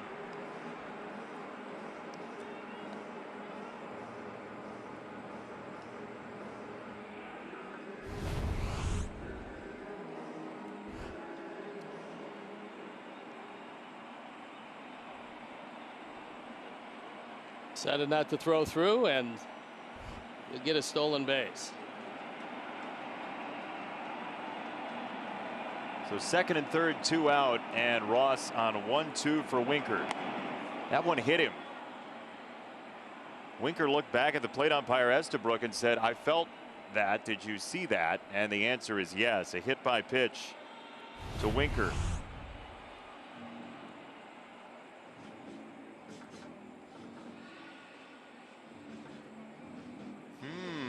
I don't know.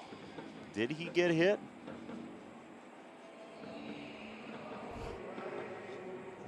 That's a little bit too realistic to be a sell job, but let's see. I don't know. Very close. That's like Academy Award nominee stuff there. Ricky wants to see. Joe McEwing already tells him nothing to see here.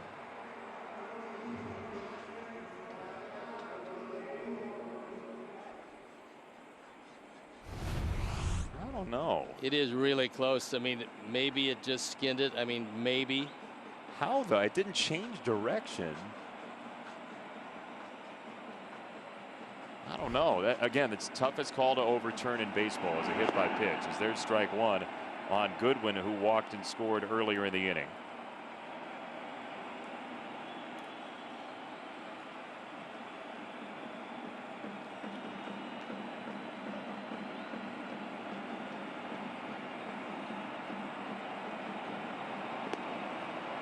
Got a strike, 0-2. This one already wins the award of the softest 5-run innings in the history of this sport. It's got to be, right? One little tapper through the middle and 5 runs worth. 6 walks in the inning, a hit batter, 1 hit, literally 0 fly balls.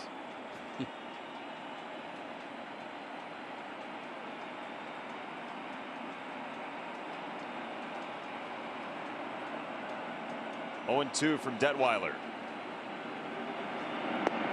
He struck him out and the inning's over. But Cincinnati chisels out 5, and there's an ejection. We'll find out who after this. Arguing with Mike Estabrook, and then strike 3 became the last straw. Goodwin said something to the plate umpire, and then as we went to break, he fires the ball away, and then opens his hand I love the way he had the presence of mind to throw the ball back to the mound and then throw him out. That's top notch. If he'd have thrown him out beforehand, that ball would have been rifled into the Sox dugout. That's one of the most majestic ejections you're going to see. Yeah, nice job. Goodwin didn't think so, but he was arguing a couple pitches before, and that's a no-no. David Bell came out to protect his guy, but he was too little too late. And so Aquino stays in left field for Akiyama, and you'd imagine it's going to be Senzel in center field because they are quickly running out of outfielders. So Senzel is into center for Cincinnati, and future pinch hitters will have to be infielders or catchers for David Bell remaining in this game. Well, Senzel's a very good center fielder, so they don't lose anything there. He's looking over how to play everybody. Aquino came out of pinch hit, stays in left field. Lorenzen had about an hour half inning, so we'll see how he fares this inning. It's ball one to Mazzara. Honestly, the best thing that's happened in this game is this ejection. Watch Estabrook. He's got the ball in his hand. He's reaching for the ball, gets rid of the ball, and then fires out a center fielder. That's it. See you later. Enjoy the rest of the day. He was going into the ball pouch and realized that he had to run somebody while he was doing it. Mazzara back to the mound. We're out number one. All right, watch this one more time. Break it down for us, Steve. Well, it's good technique because he wanted to get the baseball out of his pocket to begin with, and then realized if I'm going to give this guy the heave-ho, I better get rid of the ball because it would be bad form again to fire it into the Sox dugout. So I give Mike credit. It's a job well done. It's a hockey one-timer, right? Mid-throw, off you go. One down for Robert, who squared one up pretty good his first time around. Yeah, he actually hit the ball very well, seeming like 2 hours ago. It was back ending the second inning. But again, we saw this offense go back to back to back yesterday. We've seen 4 straight home runs from this offense, so yeah, who knows? It's still only 5 runs, and it's still plenty early, top of the 5th.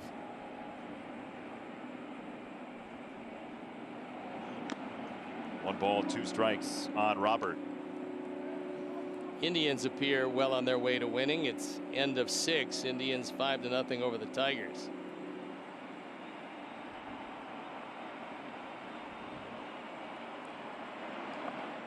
Oh man, Barnhart's like, we're up 5-0, dude. Please. Yep. You got to like those 54-footers, knowing that it's going to hit you. Doesn't seem to be much of any reason to absorb that. Nobody on, you might as well just let it go by, but you get in the habit of trying to block everything. That's a dedicated worker, yeah. Tucker Barnhart. Oh, breaking ball. It's spun in there. Robert flies it down the right field line toward that corner. And it's foul into the cutouts. Here's your Sox math winner. A lot of people had 12. Nope, it's 0 because the Sox hit the 3 straight home runs in the 8th inning yesterday. Oh, you put him in the trick bag. The red herring. It's that too. You don't want the red herring that was in the trick bag. No. It's a little old. Chris Honer is your winner today. He'll do the intro video tomorrow. Well done. Yeah. He knows you're a trickster. Impish Sox math question today. Inside check swing. He did not go. 3-2.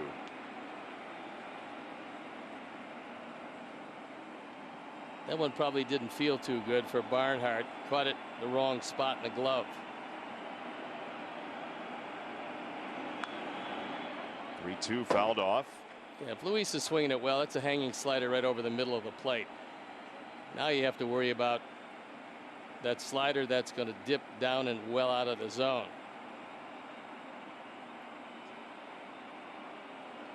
Sox and Braves, 2 teams who've done that home run prowess over the course of one season as Robert takes ball 4. One out walk. Let's flash back, shall we, to that day in mid-August. Grandal, number 2. Jose, number 3, just torn down the left field line. And Eloy, just for fun, one more time. And then last night, TA to the car dealership, Grandal to the Charmin. And Jose tagged this one. But unfortunately, a parade of sliders stopped Eloy from hitting the 4th in a row. So it's this year's White Sox and the 1961 Milwaukee Braves who have hit 4 home runs in a row and 3 home runs in a row in separate games in one season. Eddie Matthews, Hank Aaron, Joe Adcock, Frank Thomas, the other Frank Thomas. First game was against Cincinnati, the 4th straight for Milwaukee that year. And then Hank Aaron, Joe Adcock, Frank Thomas against the Dodgers later that year. There they are. 61 Braves.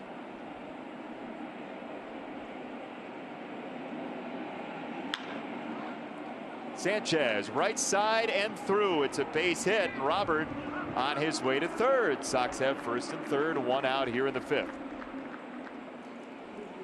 In other years where you might have absolutely phoned this one in, that's not the case with this Sox team.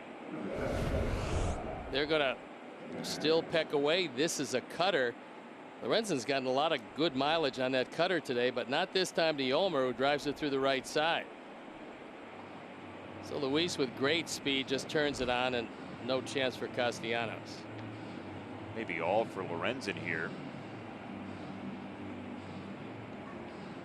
Just going to have a discussion, not David Bell going out there. Instead, it's the pitching coach, Derek Johnson. The bullpen just got up. Lucas Sims just started a throw, so he's not near ready yet.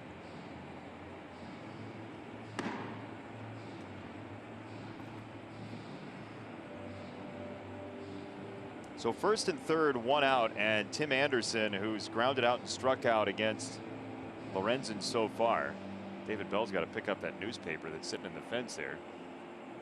Neighbors will think he's delinquent. Not keeping a tidy household. Do you think that it's gotten around that the Sox love left-handed starters? I think so. That they haven't lost to a left-handed starter this year.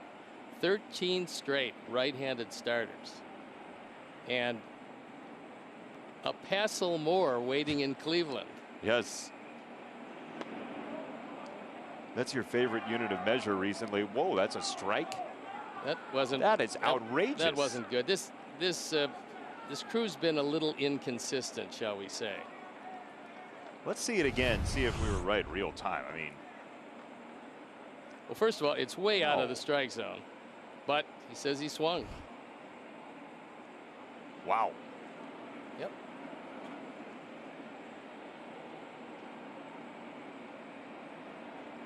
Luis at third, Yolmer at first.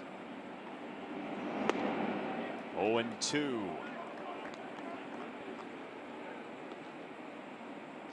Tim probably unhappy with himself on that last pitch. That one hung in the middle of the plate.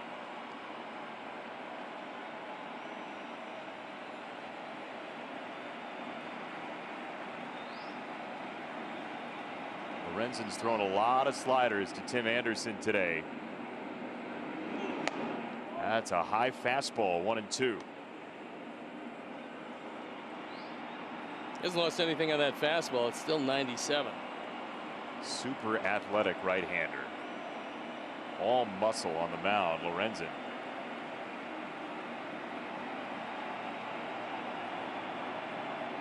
One, 2. Another high fastball, 2-2.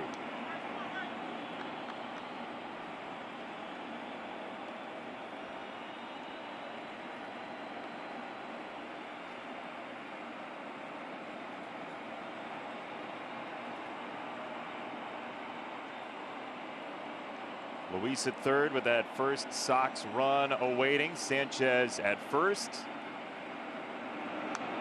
Ooh, another high slider. Time now for your T-Mobile ticket to the game. Tim Anderson continues his hot hitting in September. Came in hitting .420, slugging percentage .638. 10 multi-hit games. It's pretty amazing, actually. And looking for hit number 1 today and driving in at the very least the first run of the game, and he's had a couple of hanging sliders.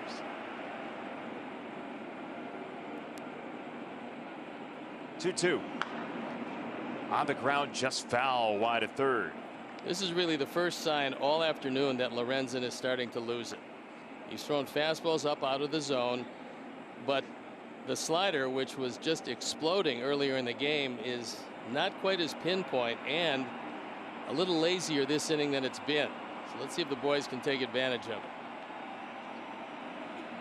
before David Bell goes to take him out of this one. It's another slider. Let's see what he does with it.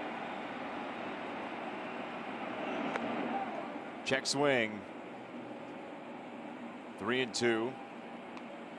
I'm going to wait before I call it now, because yeah, that one I don't think that Mike Estabrook even thought to look down at Chad Whitson.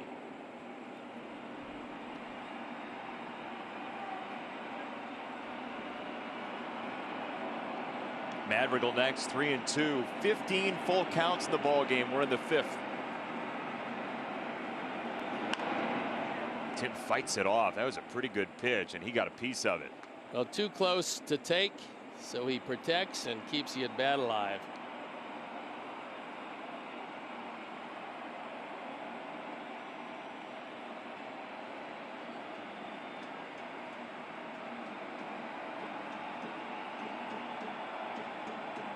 There's the slider, and let's see if he can hang another. Oh, in the dirt, strike 3. Tim went after it out of the hand, looking fastball, and 2 down.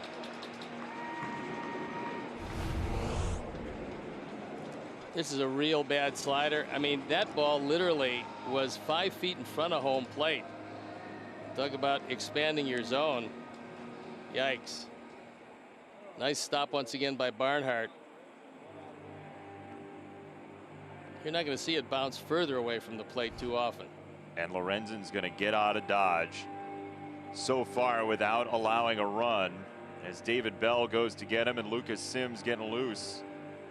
Yeah, I mean, he realizes that he is losing it, and I think he feels fortunate that there's not any more damage done. So before there can be, he takes him out, leaving runners at the corners and 2 outs. And as Sims comes in, we'll step out. That's exceptional. He inherits a couple of men on, but 2 outs here in the 5th inning. Former first-round pick of the Atlanta Braves, 21st overall 8 years ago, out of Snellville, Georgia. Been with Cincinnati for the last 2.5 years after coming over in the trade for Adam Duvall, who got a face full of Todd Frazier's knuckleball the other day. Todd was coming out looking like R.A. Dickey. Threw it at 55, got himself a punch out. 55 is good. Good speed for a knuckleball. First pitch, strike.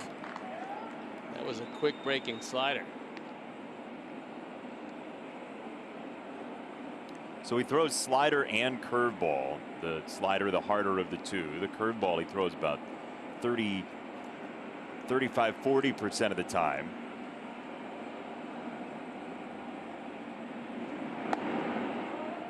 Outside, another slider, 1 ball, 1 strike. Nick Madrigal trying to salvage the inning for the Sox after a walk and a single. 2 out, top 5.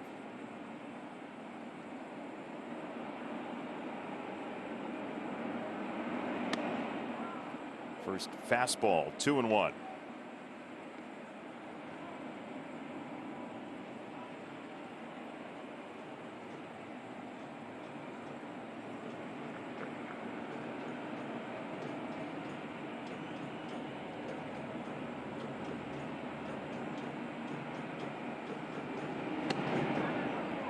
Ooh, that was not a strike, but he got the call.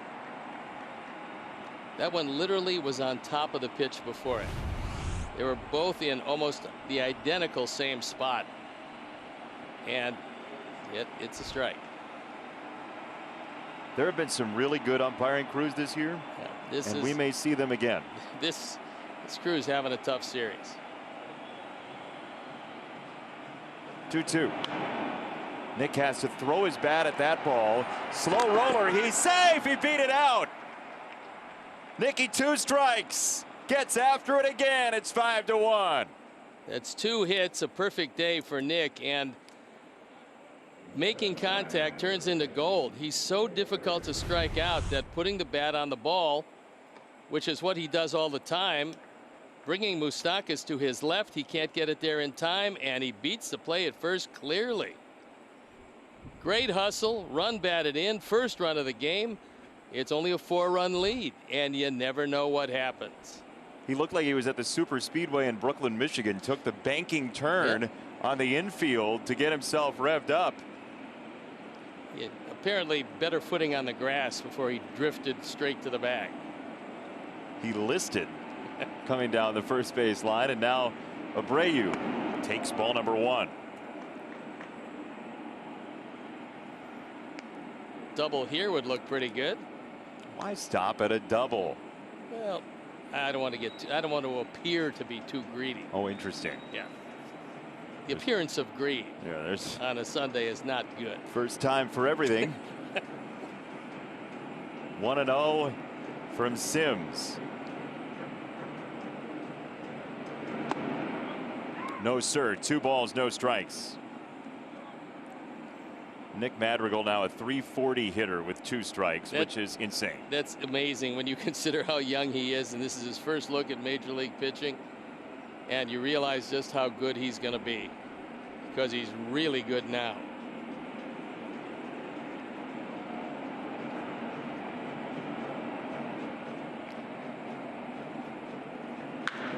Jose rips it left field side. Down the line it goes.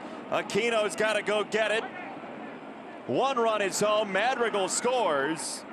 On Madrigal to third, Sanchez scores. It is 5-2 on Abreu's RBI double. So Sanchez home, Madrigal to third, and the tying runs coming to the plate here in the 5th. You know, you were right. I should have asked for a home run. I only asked for a double. He got a double, scored the 1 run. 3-run game as he gets a fastball inside and turns on it. Boy, the exit velocity on this was smoking. Came close. Nice job getting it back in by Aquino, and he got it back in quickly enough to hold it to just 1 run. That's 53 driven in this, the 53rd game. To your point on Madrigal, by the way, with the batting average with 2 strikes, the league average is 168. Yeah, I mean, it's astonishing. Eloy takes a ball in the dirt, and now suddenly, we told you, Cincinnati's bullpen is gettable. The Sox have the first 2 runs off the starter Lorenzen, but now you're fully into the bullpen in a 3-run game in the 5th inning.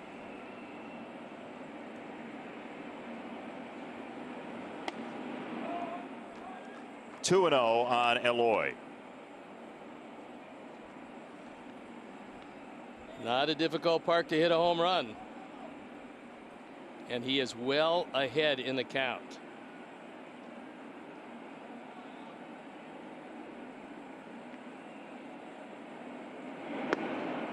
Ooh. Slider inside corner, 2-1. Yeah, Loy wasn't looking for anything spinning. He's looking fastball there, didn't get it.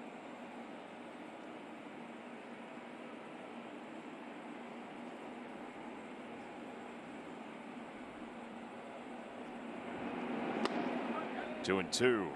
That was a much better slider than the last one.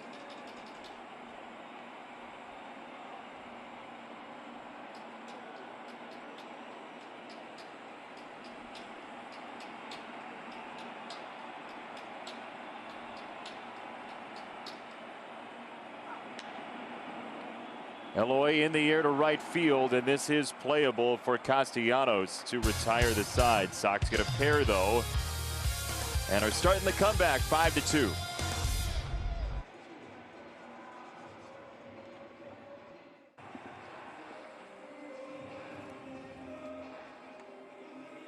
5-2 your score is Cincinnati with the lead, and we say hello to White Sox fans in Viola, Illinois, watching the game on Viola Home Telephone Company. Hello, White Sox fans. That's why we're here, to say hello. Very nice hello by you. Thank you. Uh-huh. Now we'll see if Ross has settled down some, gets the ball over. Sox right back in this game. Still a long way to go.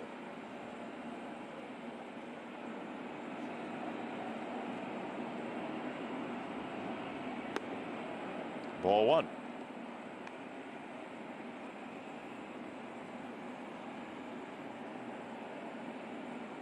Freddie Galvis over with Cincinnati now after growing up in the Phillies organization. And he wasn't always as built as he is currently. When he was a young tot with the Philadelphia Phillies, they were trying to bulk him up, get him bigger. So they had him push around a golf cart around their spring training complex. How many players were in it? Not pictured. The golf cart's enough, right? Don't you think? I would think. Here, go push this golf cart.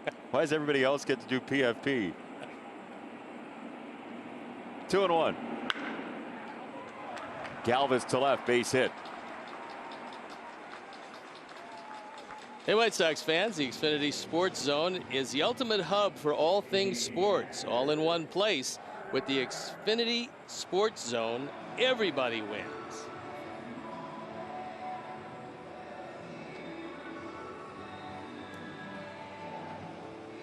One on, nobody out. Tucker Barnhart, who drove in a run on a fielder's choice in that 5-run fourth for Cincinnati. They had one hit in the fourth inning and 5 runs, which doesn't happen very much.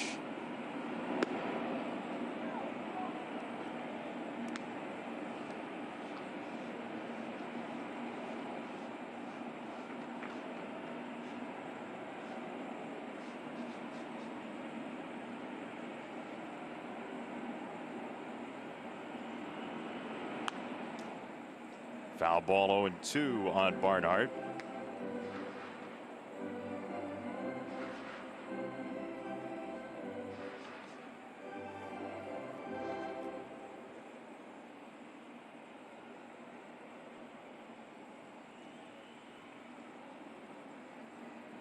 So go ahead. Barnhart should be battered and bruised after the beating he's taken today on low pitches. Fouled it away. Yeah, he has gotten knocked around in a big way by his pitching staff.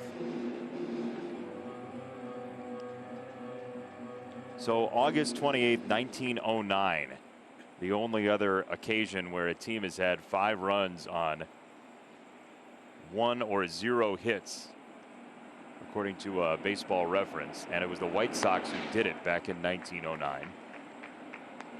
So bizarre stuff at Great American Ballpark last inning. Feels like they started this game in 1909. That 4th inning alone seemed to take forever. Well, Cincinnati is one of the anchor franchises going back to what, like 1882? They are. The Red Stockings. They actually were playing in the 1860s. And they were going around, and it was really interesting because they traveled with their own bookie.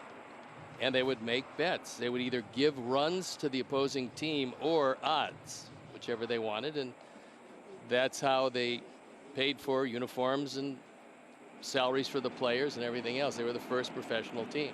So they hustled. They did a little of that, too. Yeah. 1-2 on the ground. Tim throw to first. Jose on the return pass, not in time. No, that's for Tim. That's not a good play because you got to run right at Galvis, and if you can tag him, that's good. But you got to get the lead man regardless of what you do. And Tim didn't have him running back far enough. You had plenty of time to throw to first base because it's a catcher running. Tim never forced Galvis to start back to first base. That's a mistake on that. And because of that, it cost him 90 feet.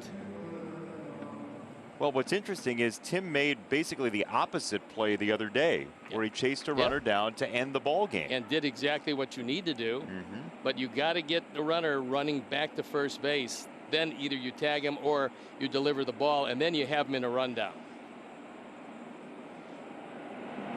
Aquino swings through strike one. A 0 in this inning is almost imperative if you're going to come back.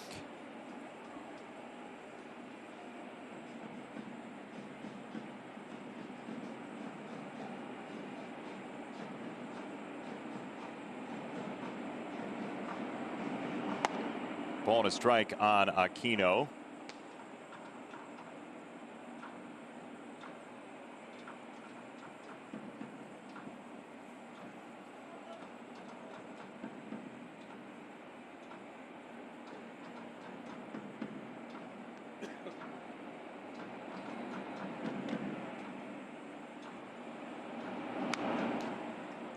Joey Votto 12 continues its musical stylings. Yeah, they're banging away. I don't blame him for actually supplying those, but I don't think he supplied the big paint cans, did he? I don't think so. They look like they were scrounged up more than purchased. Yeah, they had that little scrounge look to them. They do. Yeah. Flecks of scrounge. There they are. That's a white stripe or stripe white. Aquino makes it 7-2.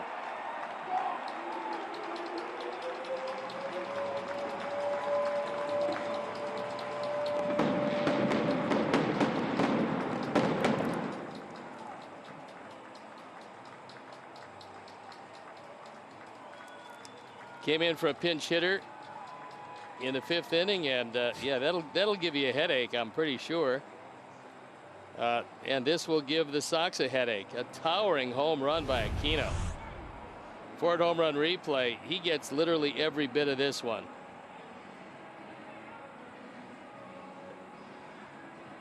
Not much you can do when you see somebody on the good part of the bat get most of that. He knows it's gone when it left the bat. And the only thing is, how far would it fly? That falls into the plenty far category at 428. We'll step out and be back. University. You can stay here and watch the Sox and Reds and stream the guys on the My Teams app immediately following the Bear game. And our Lakeside Bank call to the pen is Steve Cishek. ERA a touch below 6. There you look at the rest of the numbers. He will face Castellanos first. And ball one.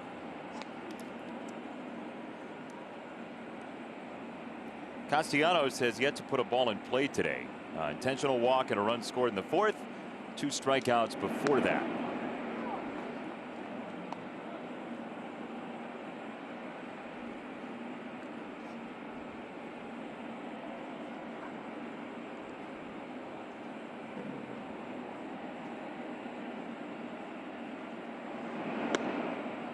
Inside, 2 balls and a strike from Cishek.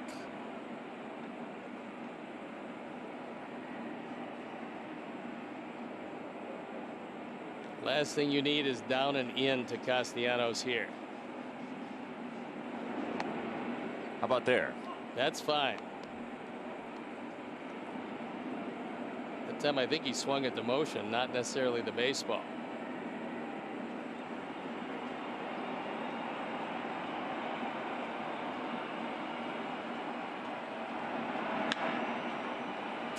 Castellanos to left, Eloy. 2 down for Joey Votto.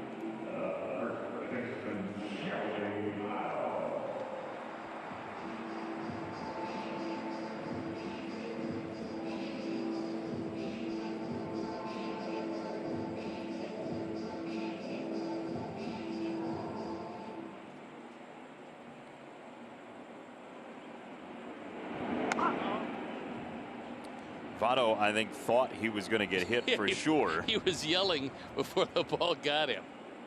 That was a preemptive yell.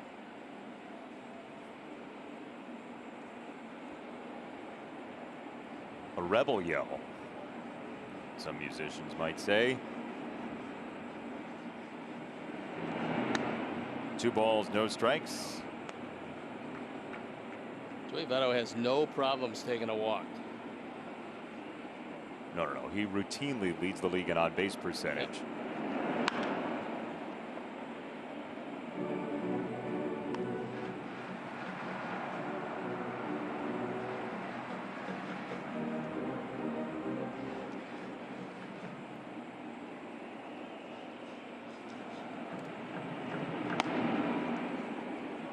Three and one. So it was 2010, then 2011, 2012, 2013, all 4 years he led the league in on-base percentage. Then again 2016, 17, and 18. Outside ball 4, and now he is singularly alone, the Cincinnati Reds all-time walk leader. Aren't you glad we were here to see that? Well, I'm just glad that I said he was 2 away in the 3rd inning, because his last 3 have been walks.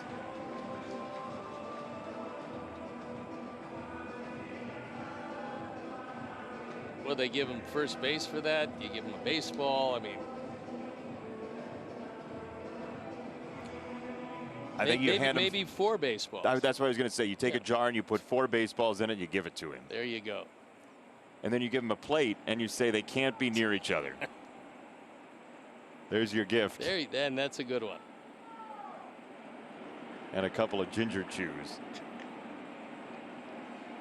Held over from the birthday celebration. You like to give those as gifts, so I figure that's going to be part of any package. 1 strike on Suarez, who struck out twice and walked once. Down and in, 1 ball, 1 strike.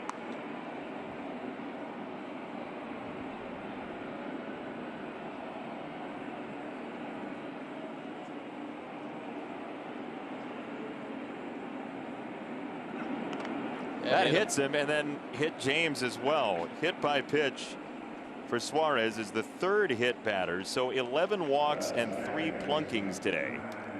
That one a double hitter.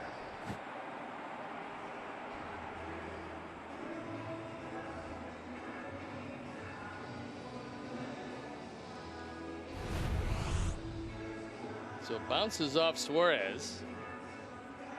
And unfortunately, actually a triple hitter. It caught Estabrook too. It got all 3. Wow, that's one magic baseball. That is really rare.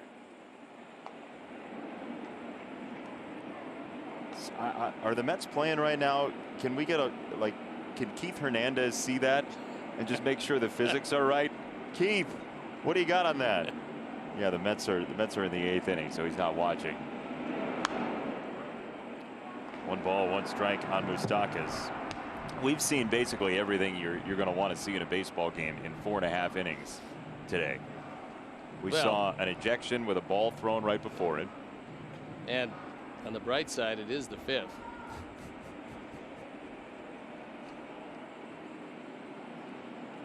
We were sitting at home yesterday watching the baseball game, texting each other, thinking, man, what a fun game to call. We can't wait to get back in the saddle and watch baseball. And you never know, the Sox may come back. They could use those 5 home runs again today.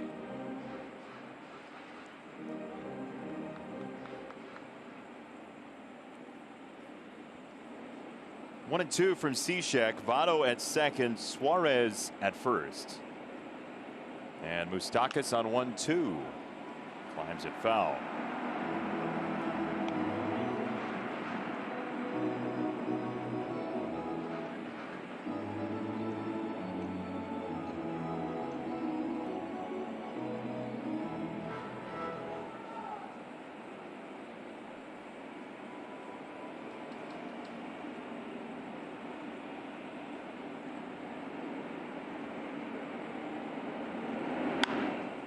Tucker Barnhart, by the way, is the Rudolph the Red-Nosed Reindeer of the lineup. He's not allowed to play in their reindeer games with no walks to his name. He's the only Reds position in the lineup not to walk.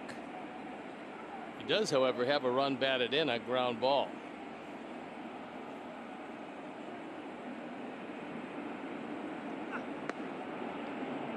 Outside 2-2.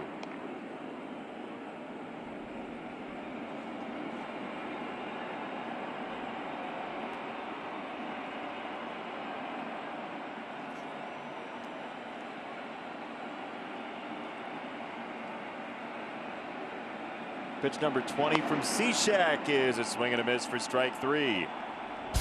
That will do it. To the 6th we go. A lot of time remaining. 5-run game.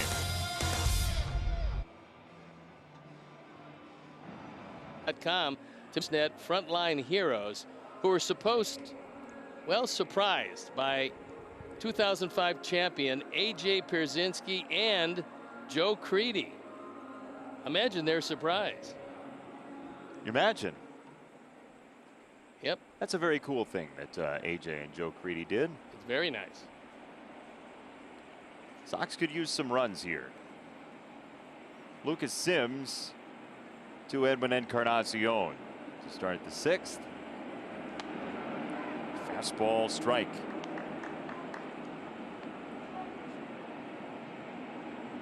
So Crosley Field closed the year before you made your major league debut. Is that right? Crosley Field closed the year before you made your major league debut? I did not see Crosley. I think that's true, yeah. So you 71 was your first year, right? I saw Riverfront. Did you like Riverfront? No. First of all, when you went there, you had to play the Reds. Unfortunately, they were always there when you went there. And during my time in the National League, the Reds were very good. The Machine days. Yeah, they were something. Ooh. Yeah, that one was. It's a neighborhood ball. Why don't we get a word from your local Ford dealer instead of think about that? Okay. We built Ford Super Duty, the most capable heavy-duty pickup ever. We built Ford F-150 with 375 horsepower and Ranger with the terrain management system. Because of this, you made Ford America's best-selling brand. You were so agreeable when I asked if it was okay if we got a word from your local Ford dealer. You see how we stay right here but still get in a commercial? It's a squeeze back. Really? Yeah. Ah. Industry term. Great. One down from Can. And that's upstairs for ball 1. Weird game today. Just one of those, like, you think you know baseball, you think you know what's coming. Well, we got you this time. Well, look, coming off just a wonderful game in yesterday's game against a really great pitcher in Trevor Bauer, this one so far, it's not good. It might get good, just hasn't been good. Yeah, Sox are at the very worst going to be 2 up on Minnesota at the end of the day. So yeah, you don't need every game down the stretch, but there are 7 tough games remaining. Yep. 4 at Cleveland, 3 at home with the Cubs. And the magic number to clinch the Central, because the Sox do have the tiebreaker over Minnesota, is 4. So a combination of Sox wins, Minnesota losses adding up to 4. Sox win the Central. And for the Sox, there's still 4 up in the loss column. Yep. So that's a good column to be up in. What's your second favorite column to be up in? The 5th column. I thought you were going to say the Ionic or the Doric column. I like the Doric, though.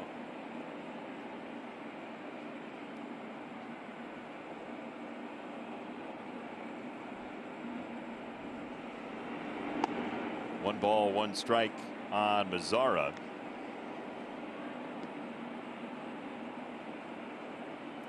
Tomorrow the Sox will be in Cleveland, a short jaunt to your hometown from Cincinnati.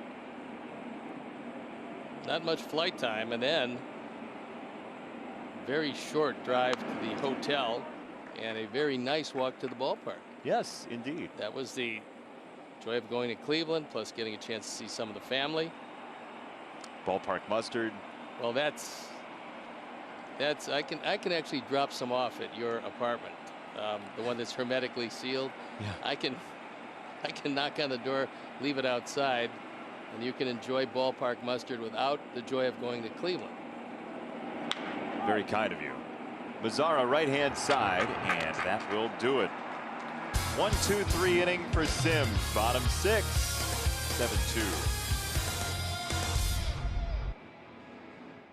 Sports Depot has your official White Sox postseason gear. This week, the team store is open Monday to Saturday from noon to 4 at limited capacity. For more information, visit whitesox.com/depot or follow @WhiteSoxStore on Instagram. Dallas Keuchel went 4 scoreless yesterday. Dane Dunning will throw tomorrow for the Sox against Aaron Savali of the Cleveland Indians. It should be a good series. I'd like to take a couple of games early and then worry about the others. Well, Bieber's throwing Tuesday. Yeah, we got him the second game. Sox beat Trevor Bauer, though, who's a Cy Young candidate certainly in the National League, as that ball is going to end up somewhere in a Gold Star Chili. That was hit a long way, but well foul.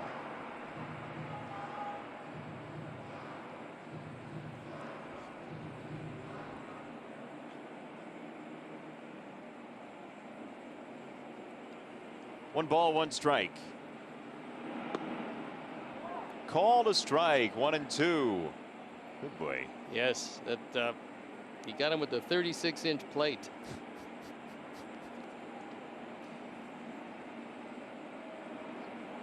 One, two. He struck him out. Brian Goodwin's already been ejected from this game after arguing balls and strikes. So there's precedent for that to happen. Winker cannot believe it. He's shaking his head on strike 2. Yeah, strike 2 was just a touch outside.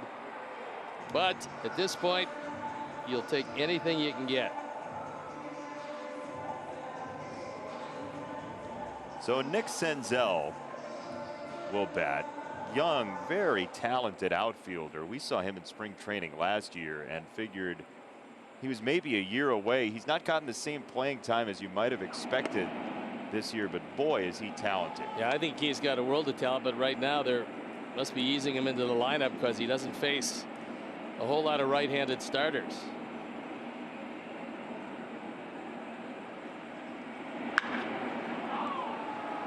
Ball's clobbered by Senzel to left center, but playable, and Robert is there. Eloy running the high screen and roll. Good job, good hustle, 2 down. Eloy says, yep, you caught it. And if you don't, remember what happened. That ball sounded a little bit better than it actually was. Didn't you think he got it off the bat? It looked like it. Then in looking at it, however, he caught it off the end of the bat, but it sounded pretty good. 2 down for Galvis, who's had a busy day. He was hit by a pitch, he walked, and then he singled and scored last time. That was in the 5th inning, but it's actually in the column reserved normally for the 6th inning because Cincinnati sent up 11 batters in the 4th. Now, when that happens, remind me, do you change all of the innings all at once? I do, yes. Me too. Because I want to make sure that the accounting is just so in case they have to send this one to Cooperstown. Yeah, but you run the risk. If this one goes to Cooperstown, we got a lot in store here. You run the risk of the team batting around a second time, then you have to change the numbers again. Small price to pay.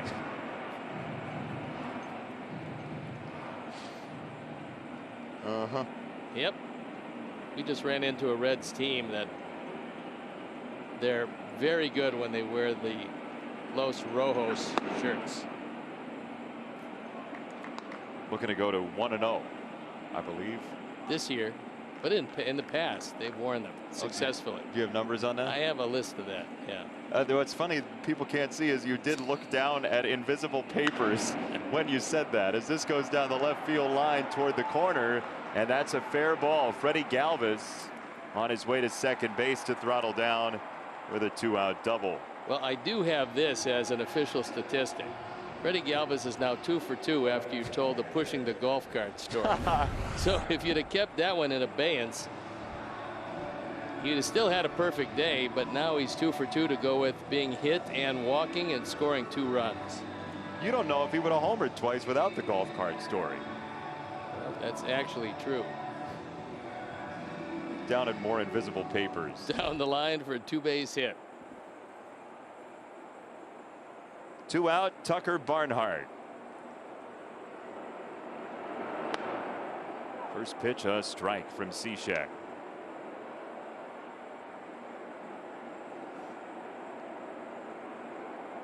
Sox came into today a half game back at Tampa Bay for first place in the American League. The Rays have lost to Baltimore.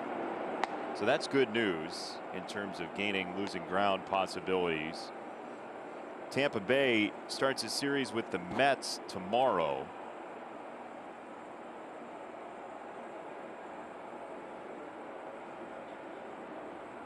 Barnhart remains the only guy in his lineup to not have a walk or a hit.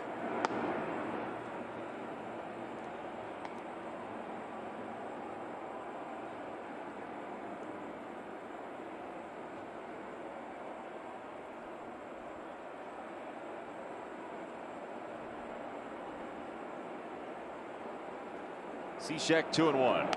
Inside, 3 balls and a strike.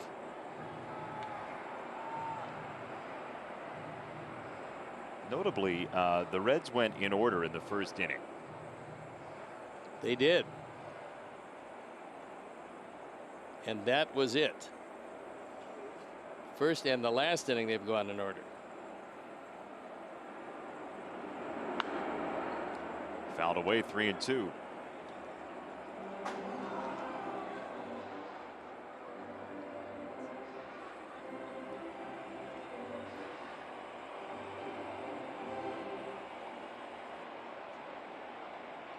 A lot of pitches for Cishek, 36 of them.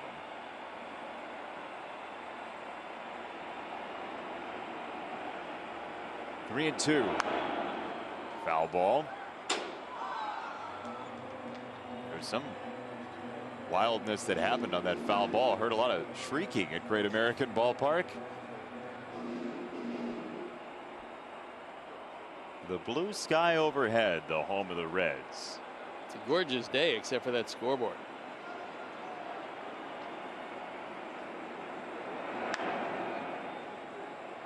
Left field, Eloy is there, and the inning's over. To the 7th we go, 7-2.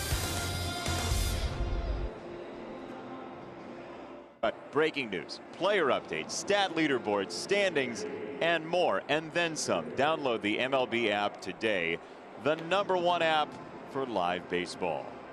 Good day for boating in the Queen City of Ohio, as the Sox will try and come back here with 9 outs to play with, trailing 7-2 against the Cincinnati Reds, who open play today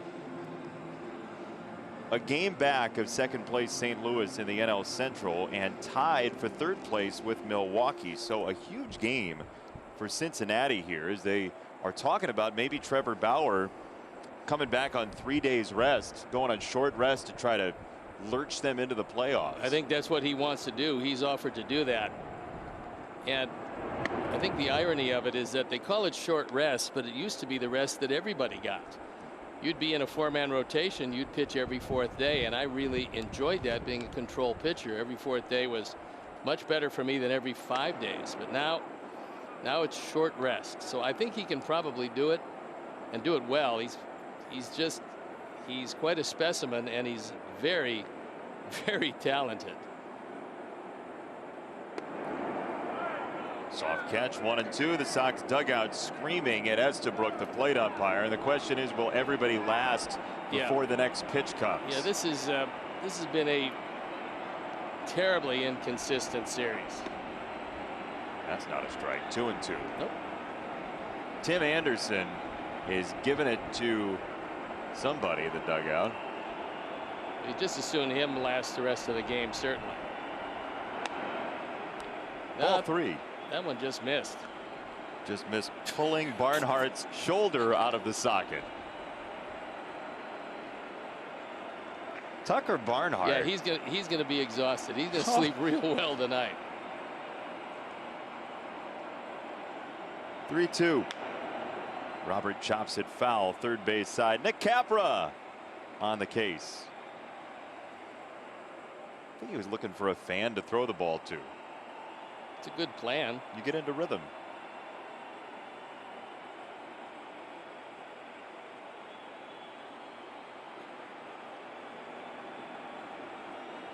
Three and two from Sims.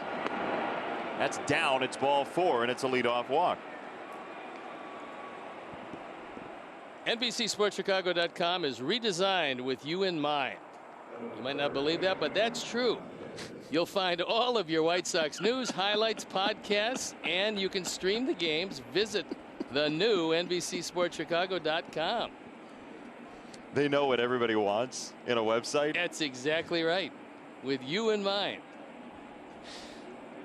A whale of an ad lib. That's. Thanks. Yeah. Yeah. Here's Sanchez, leadoff man on, seventh inning. Ball one as Luis Robert has his third career game with at least 2 walks.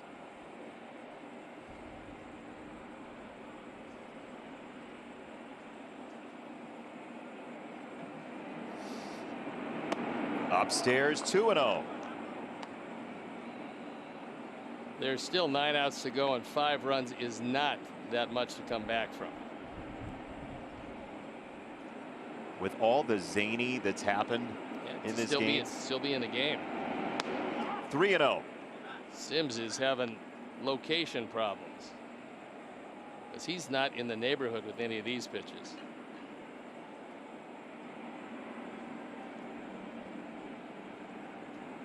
Tim next.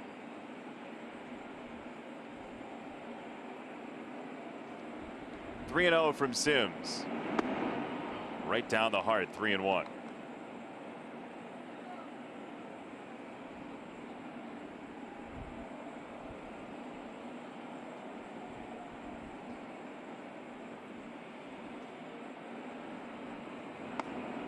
Upstairs, ball four. Back-to-back walks to open the 7th inning for the Sox. And now StatCast presented by Blue Cross Blue Shield of Illinois, and it's Tim Anderson's hits in the month of September. They are multicolored. It's like Dippin' Dots. 11 on four-seam fastballs, 22 singles, 4 home runs, 3 doubles for TA this month.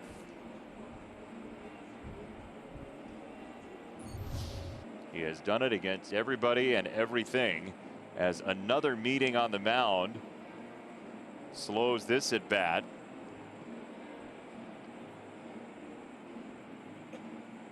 Tim trying to lead the league in batting as a right-hander, like only Rogers Hornsby, Tommy Davis, and Roberto Clemente have done in back-to-back seasons in modern times. That's pretty amazing, but because of the historic nature of starting pitchers being right-handed, left-hand hitters have a much bigger advantage.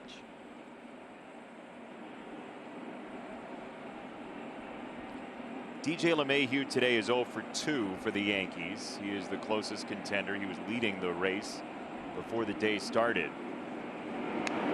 Tim 0 for 3, slashed it foul, strike one. He might have hurt himself on that. It looked to me like he winced a little bit when he swung, and it looks like the back of the right hamstring. That's really not a good sign. Trying to work it out himself, and now watch his face when he swings at this. And he comes up grimacing and then pulls up a little short.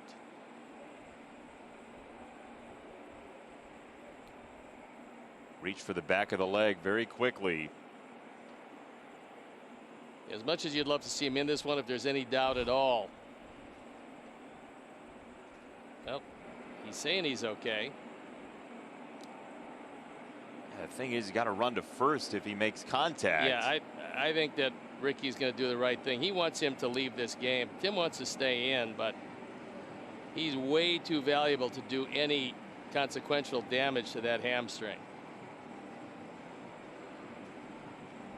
He's trying to stretch it out himself and kick it out. Yeah, Tim thinks it's a cramp. He's hoping it's a cramp as opposed to anything else. Is it hopeful optimism, or is it what he's feeling? And Ricky says, yeah, no. He's going to grab the belt and take him off. That's a smart play right there. It's a 7-2 game. You got the playoffs guaranteed. You need Tim Anderson long term.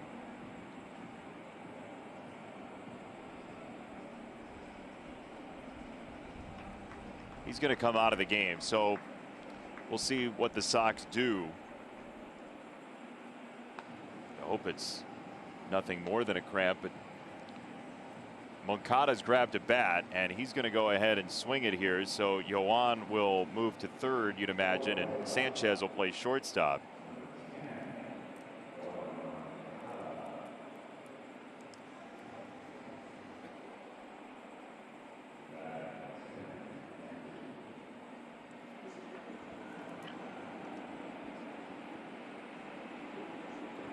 So Moncada will stand in on 1 strike.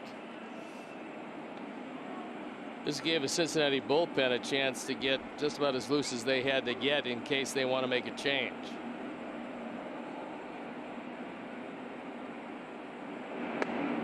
Strike 2.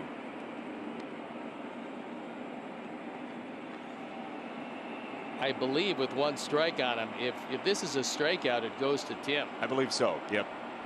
You just as soon, if anything, see Yoan put the bat on the ball. He does to chop it foul.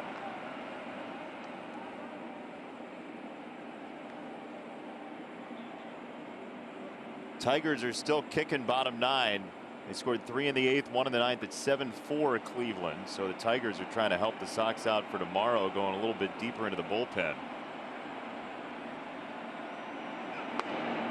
Strike 3. Moncada goes down, and 1 out in the 7th. Unfortunately, that makes Tim 0 for 4 with 3 strikeouts.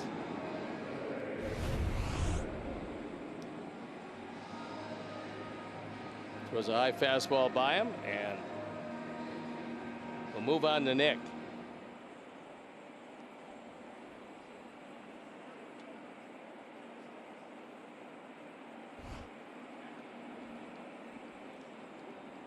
One out, 2 on, and Madrigal, who's 2 for 2, and he flares it foul. Strike 1. Sox scored 2 in the 5th inning, and then the Reds responded with the Aquino 2-run homer in the bottom half of that inning. Looked like the Sox were going to start the comeback. Eloy Jimenez had a fly out with 2 out in the 5th to end that inning, and the Reds responded very quickly with their own 2 runs.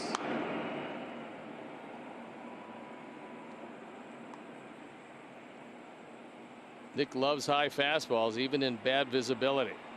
And right now, there is extreme shadows across home plate in Cincinnati.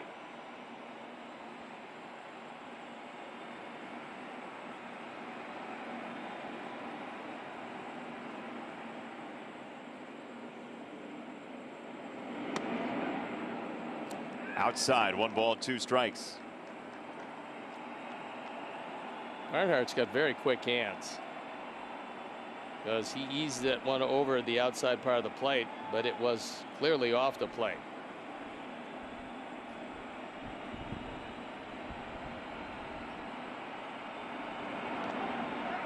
Check swing, ball in the dirt.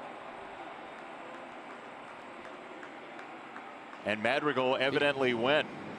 Yeah, I think if you flinch, then it's a swing. We'll take another look.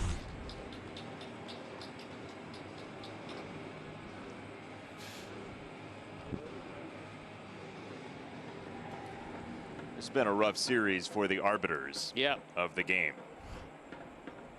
And regardless of the outcome, maybe this particular crew will go on to Pittsburgh. Problem is the regionality I'm not feeling real strong about it. Yeah. And look. Time now for the Illinois Department of Transportation safe drive of the game, and it's Jose with the daylights out of this one. 107.4 miles an hour on a 2-base hit.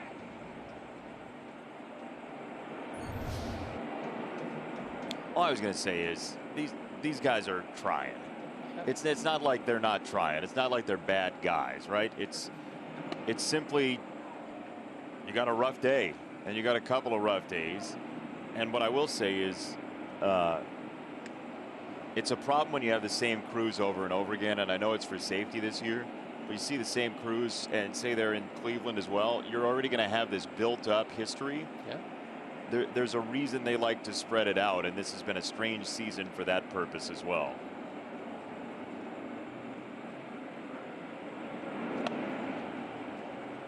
One and two. Right now, it's almost impossible to pick up the spin on a slider. I mean, Jose swung at that pitch, and it was literally 8-9 inches outside.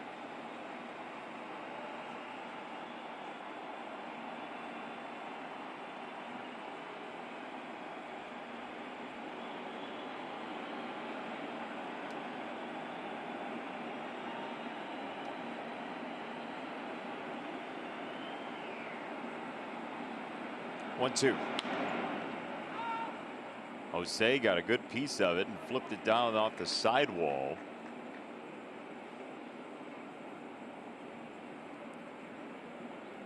You have to watch those crafty catchers. Barnhart just tapped the ground in back of Jose as if to try to convince him the pitch was coming inside. He was sitting outside, but Sims left that ball inside anyway.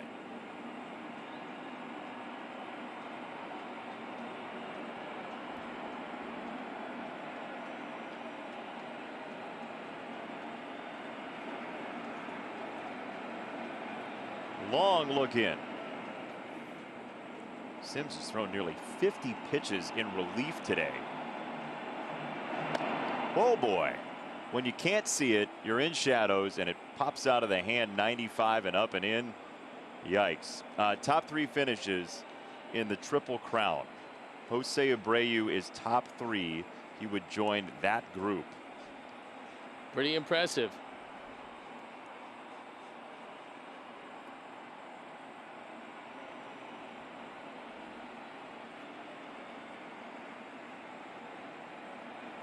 Two balls, two strikes. Just so hard for a slugger to win the batting title.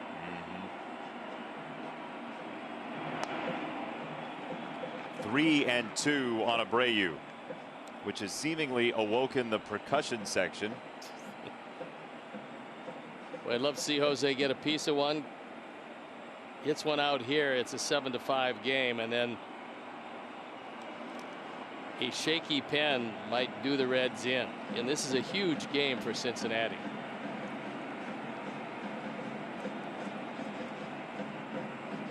Tied for third in the division, a game back of second, Cincinnati. 3-2 check swing. He didn't mean to. Nobody meant to. That slider wasn't meant to go there either. But that is the epitome of the emergency hack. That is the #1 illustration of an emergency hack. Didn't want to swing, realized it was too close to take, somehow got the bat there and fouled it off. And Jose's just shaking his head. He can't believe it either. If he lets that go by, all bets are off. Coin flip city. Yeah. Leave it in the hands of Mike Estabrook. 3-2. Jose reaches out to spoil that one. Did a nice job there because that was a perfect pitch just off the outside corner and callable as Jose maybe getting a cramp in that left hand. He's trying to stretch it out.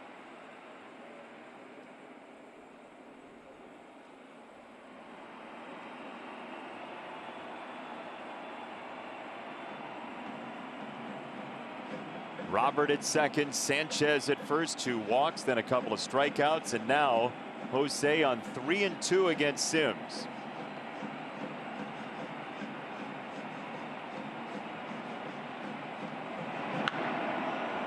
Jose in the air, left field side, and this one is twisting foul. Wouldn't have been long enough to get it out of the park, but he was able to stay alive.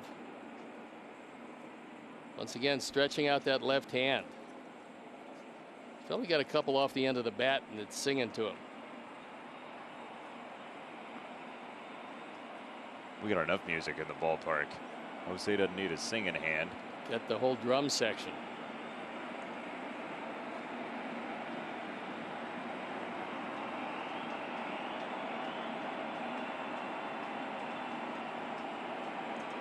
They're just a couple of pipers piping short.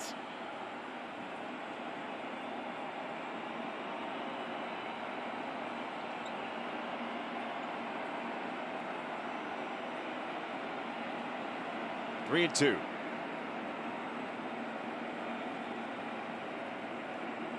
Oh, a look to second base.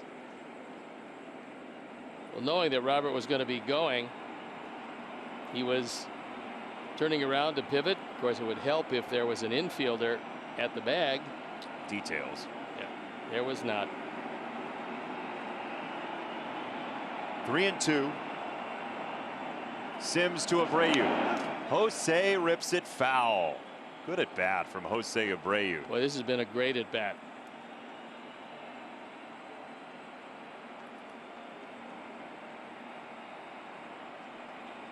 Ten pitches in the sequence, 5 foul balls. Barnhart is trying to give him some encouragement.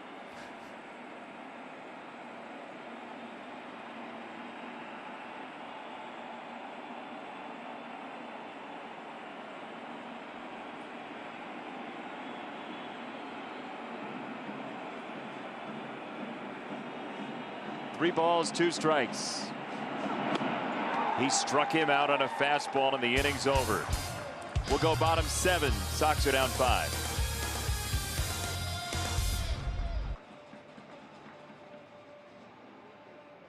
On for the 4th time, and in very limited action, he's thrown it very well. So the official word on Tim Anderson is cramping in his right hamstring. He is officially day-to-day. If it's just a cramp, then everything is fine, and we have to hope that that's exactly what it is. Probably a little chilly in Cincinnati. We know it is here, so it could very well be that standing around as long as he has, because this is a fairly long ball game, and maybe that's what tightened it up. So hopefully that's the case, and we'll see him in the ball game tomorrow. This has been a deep team and a deep offense, but to say you got to have Tim Anderson is not a stretch. No, that's you remember when he was gone and things weren't working out very well, and then when he came back, the team was propelled to first place in the division. Aquino first, then Castellanos and Votto in the 7th inning. Well, I noticed both of us between innings, when we went to the computer room to check on a few things, you wore your mask. Do you get your masks tailored? Do I get my mask tailored? Yeah. I do not. Because mine keeps going up over my eyes. I think I have the Easter Island mask kind of look. I can't get one that actually fits. What's wrong with your mask? It's just astonishingly large. It just goes like over your full face, like your forehead? Eyes close to that. No. It's pretty protective. Can't see where you're going, but it's very protective. Are you trying to angle to get us to show our masks on television? No. I like your mask. It's really nice. You have a problem with my WBEZ public radio mask? No, far be it from me. To third base, Moncada for out number 1. I love my WBEZ mask. They have some wonderful people over there. And great programming. Thank you very much. Experience the all-inclusive guaranteed rate club in 2021. This private club includes in-seat service, parking, and unlimited food and beverage. Ticket packages start at 20 games, include flexible payment plans and postseason options. For more information, call or text 312-674-1000 or visit whitesox.com. Our friend Peter Sagal of Wait, Wait, Don't Tell Me, affiliated with WBEZ, has converted to become a White Sox fan this year. I know he's been a big White Sox fan, as a matter of fact. He picked the very right season to convert. He was a Red Sox fan, used to come to the ballpark to watch the Red Sox play the White Sox, and we have moved him into the White Sox column. Bill Curtis will come soon, and all the rest of the panelists on Wait, Wait, Don't Tell Me will follow. Paula Poundstone, I'm sure, will be. Adam Felber. Bill Curtis is a wonderful man. You know him? I do. Very, very nice man. Met him once. In fact, when he announced he was starting his cattle business, feeding them grass, yeah, he did it on our show. Is that right? Yeah. On the other side of town. It was very interesting. He announced his business with you? He did, and he said that he was hoping to appeal to vegetarians, and I told him I didn't think that was going to go well for him, but good luck in the new business. Yeah, he was feeding the cows vegetarian food, just all grass and things, and he thought that, anyway, it turned out to be wonderful beef, but I don't think a lot of vegetarians are partaking in it. Still beef, though, was your suggestion to Bill. One way or the other, it still has hoofs.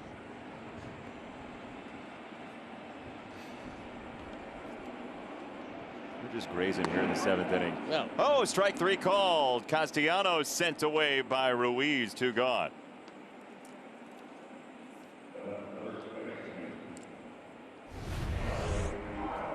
Boy, if Jose ever gets that control down, his stuff is good enough, and yikes.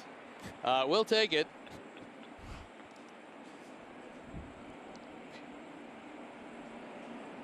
Yeah, the Sox had those 4 intense games with Minnesota. Yeah, and they were really, really good baseball games. They were, and you got 4 with Cleveland and 3 with the Cubs. Like, all the stakes are there for those 11 games, and then you have sort of this odd series with Cincinnati, who you never see. You rarely go to Cincinnati. We were there a couple years ago for the first time in a long while, and it just felt like a disjointed series the whole series long.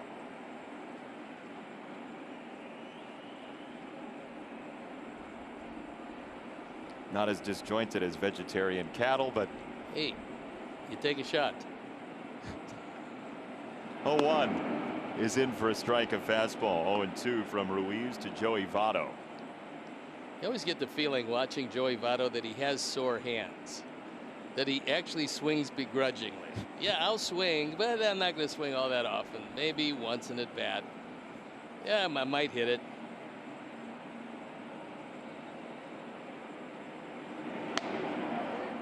Checked it up, went around. He really didn't want to that time, but he did. To the 8th we go. Who knows what's left? .com/more.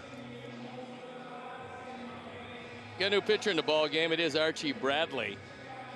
On for the 16th time, 2-0, 2.60 ERA. He was one of the mainstays with the Diamondbacks, and that was one of the additions at the trade deadline. The Reds felt they really helped shore up their bullpen, which they know has been kind of a soft spot for them. Yet right-handers against the right-handed Bradley have hit him to the tune of .313. He has yet, however, to allow a home run. That should be put to rest in this ballpark. You would imagine so. Could very well be, if he gets a fastball to Eloy, that it will be put to rest this hitter. Visibility now getting a little bit better as the shadows have moved away from the plate.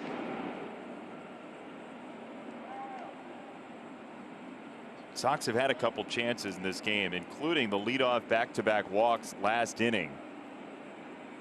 But 3 straight strikeouts ended that inning. Between Barnhart and Bradley, this is the best bearded battery in the league. You're always on the lookout for best bearded batteries. Yeah, that was low, but a strike.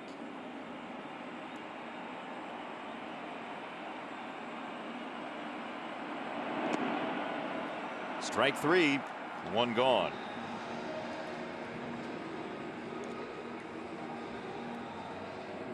That was a good curveball. Pitch before it was not a strike, and that knuckle curve just explodes straight down.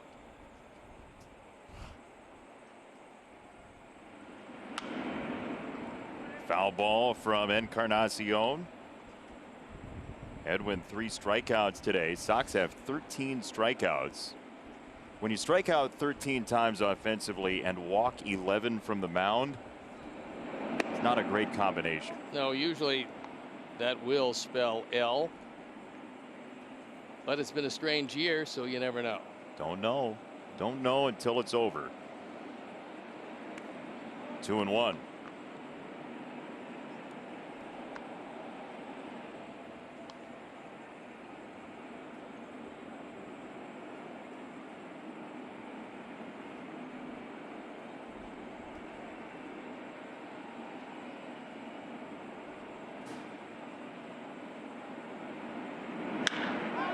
Edwin hits this ball very well to right field and gone. 7-3. One batter late. I knew the home run thing was gone, but just a question of when, and that line drive rocket makes it a 4-run game. So the Parrot, although he's probably freezing, makes an appearance. And Edwin, 372 feet of line drive home run.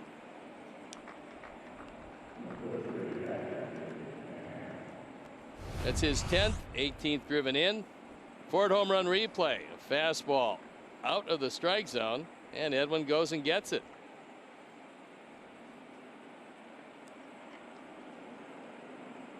You don't know that was out of the strike zone, to be honest. No, that's why you got to protect. You got to protect everything and expect the unexpected. That's why we love baseball, though. You never know what happens. The unexpected. And like that. It's still a 4-run game. I'd like to get a few more on base because one way or the other you want it to roll over to the top.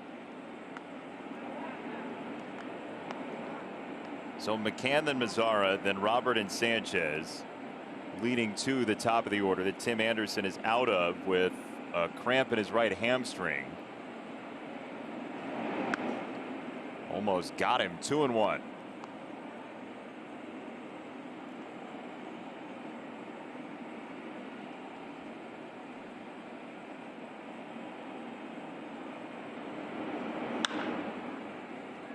James in the air to right field toward the corner and caught by Castellanos for out number 2.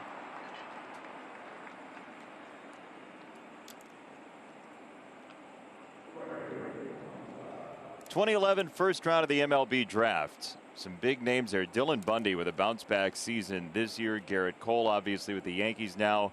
A lot of those guys are not with their same franchises. No, Bubba Starling finally made it to the major leagues. How about Anthony Rendon? He's become quite a player along with Lindor. It is hard to believe the Angels are 7 under 500 with all that talent of Rendon and Trout. Their pitching on a yearly basis has been very difficult for them to assemble.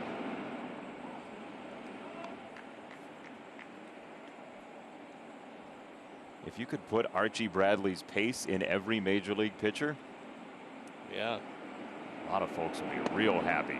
1 ball, 2 strikes on Mazzara. That's true. He gets it and throws it, which is a noble trait.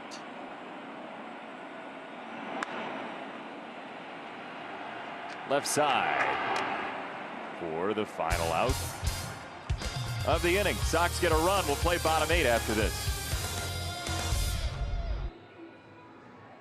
Back to Friday, the major league debut of young Garrett Crochet, just drafted out of Tennessee in June.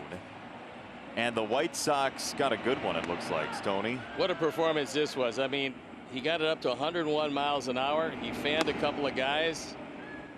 He could hardly do much better. 101. And then somehow Barnhart was able to ground out. And that was pretty much it. Jose decides, you know what, why flip it to a pitcher? I'll take it myself. And 1, 2, 3. A very fine debut. And here he is again, coming off that 1 inning. And I'm not sure how many guys would like to face him at this point, but let's see if he throws strikes. Long, tall lefty misses downstairs to Suarez for ball 1.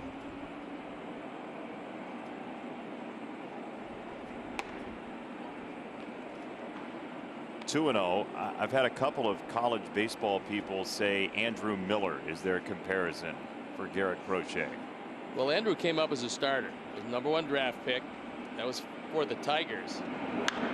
And he came up a starter. Andrew had a really good slider, and Garrett is supposed to have a really good slider. So could very well be. I think maybe Garrett throws a tick harder than Andrew threw, but who knew Andrew would be such a star out of the bullpen. 99 peppering the zone, 2-2 on Suarez. I mean, that'll be the decision now.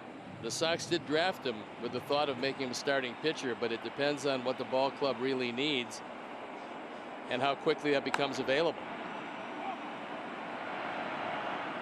Yoan wide, but Jose rescues it. 1 down.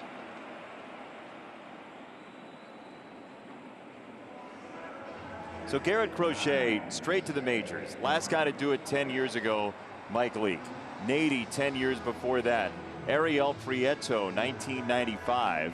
And we talked about Jim Abbott the other day. What a story he was the same year as Olerud.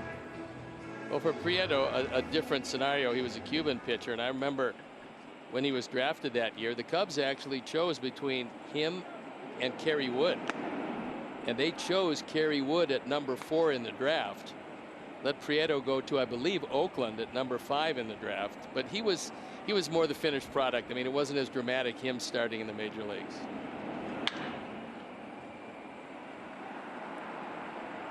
Center field. Robert for out #2. Become a White Sox insider today for sweepstakes, special offers, the Friday 5, pre-sales, and other exciting Sox content delivered free to your inbox. Visit whitesox.com/email today.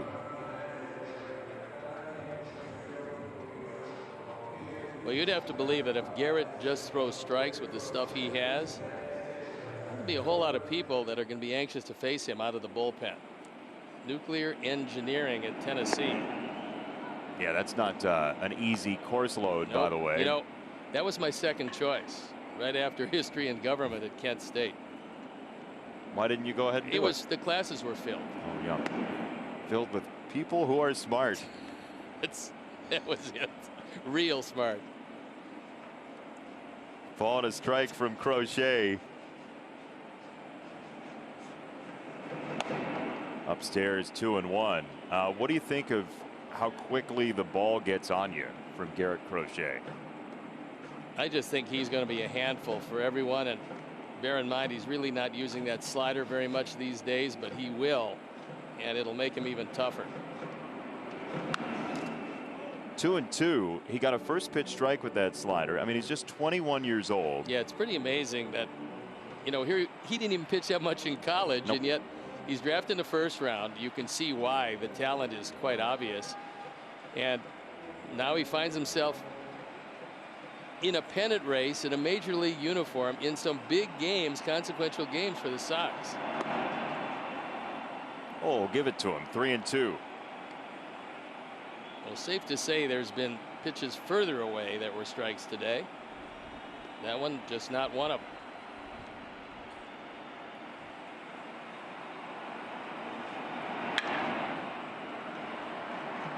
That is the first base runner against Crochet. Jesse Winker on 3-2 has a single. Gives you an idea. If a fastball is down, doesn't matter what velocity it is, it's just so much easier to hit than the same fastball at the same speed that's up in the zone.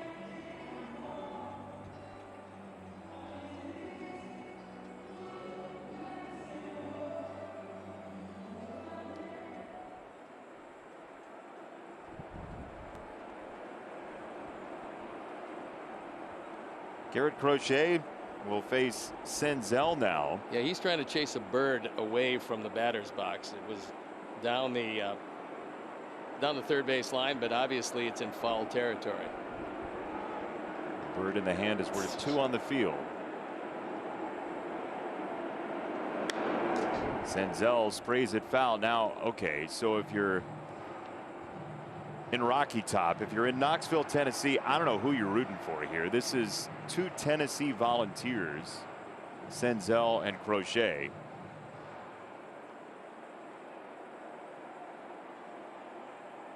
Well, apparently we've got a new base runner.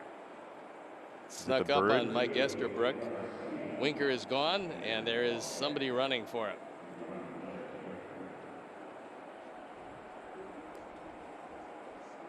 Would that be Garcia? I believe so. Their young shortstop. Rookie infielder Jose Garcia. 0-1 from Crochet. In the air left field. Eloy is back. He's at the track, and he's there to make the catch. And the young man from right on the edge of the Gulf of Mexico, Crochet, finishes the 8th.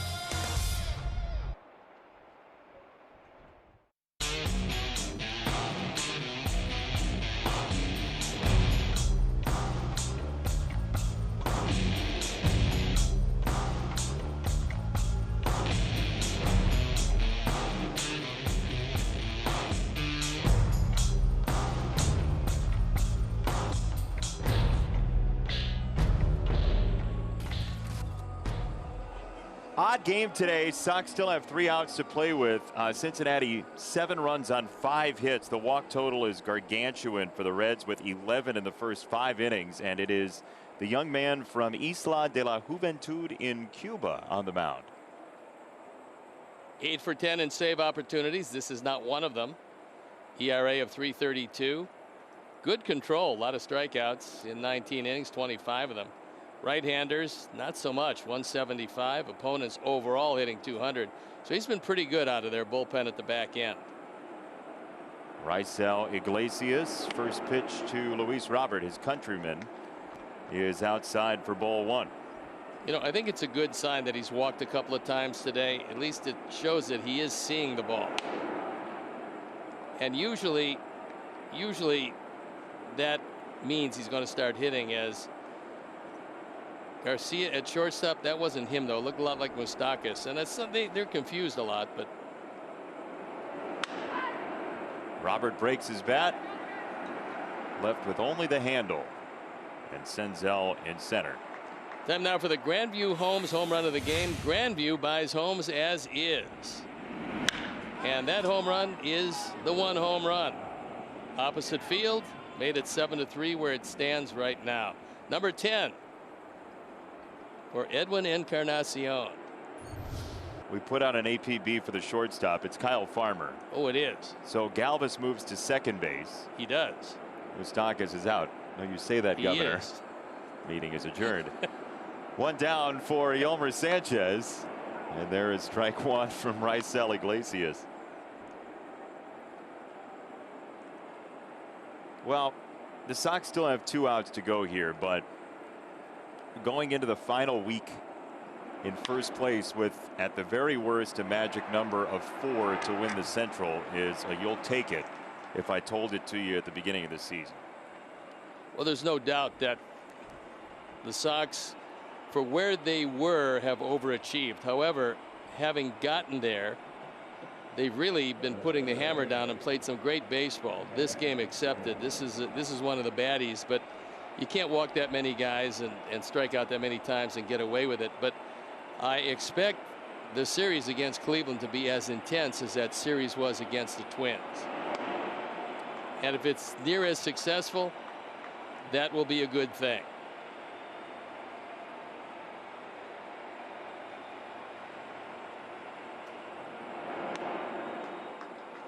Two strikes. Cleveland has won today, so it looks like the Indians will be 5 games back of the first place Sox going into that 4-game series. Minnesota plays later against the Cubs, and that is strike 3, and the ball game's over. So, Stoney, final thoughts on this series in Cincinnati? Well, my final thoughts are that the series itself was not great. The game last night was. This game was just a bad game from the start.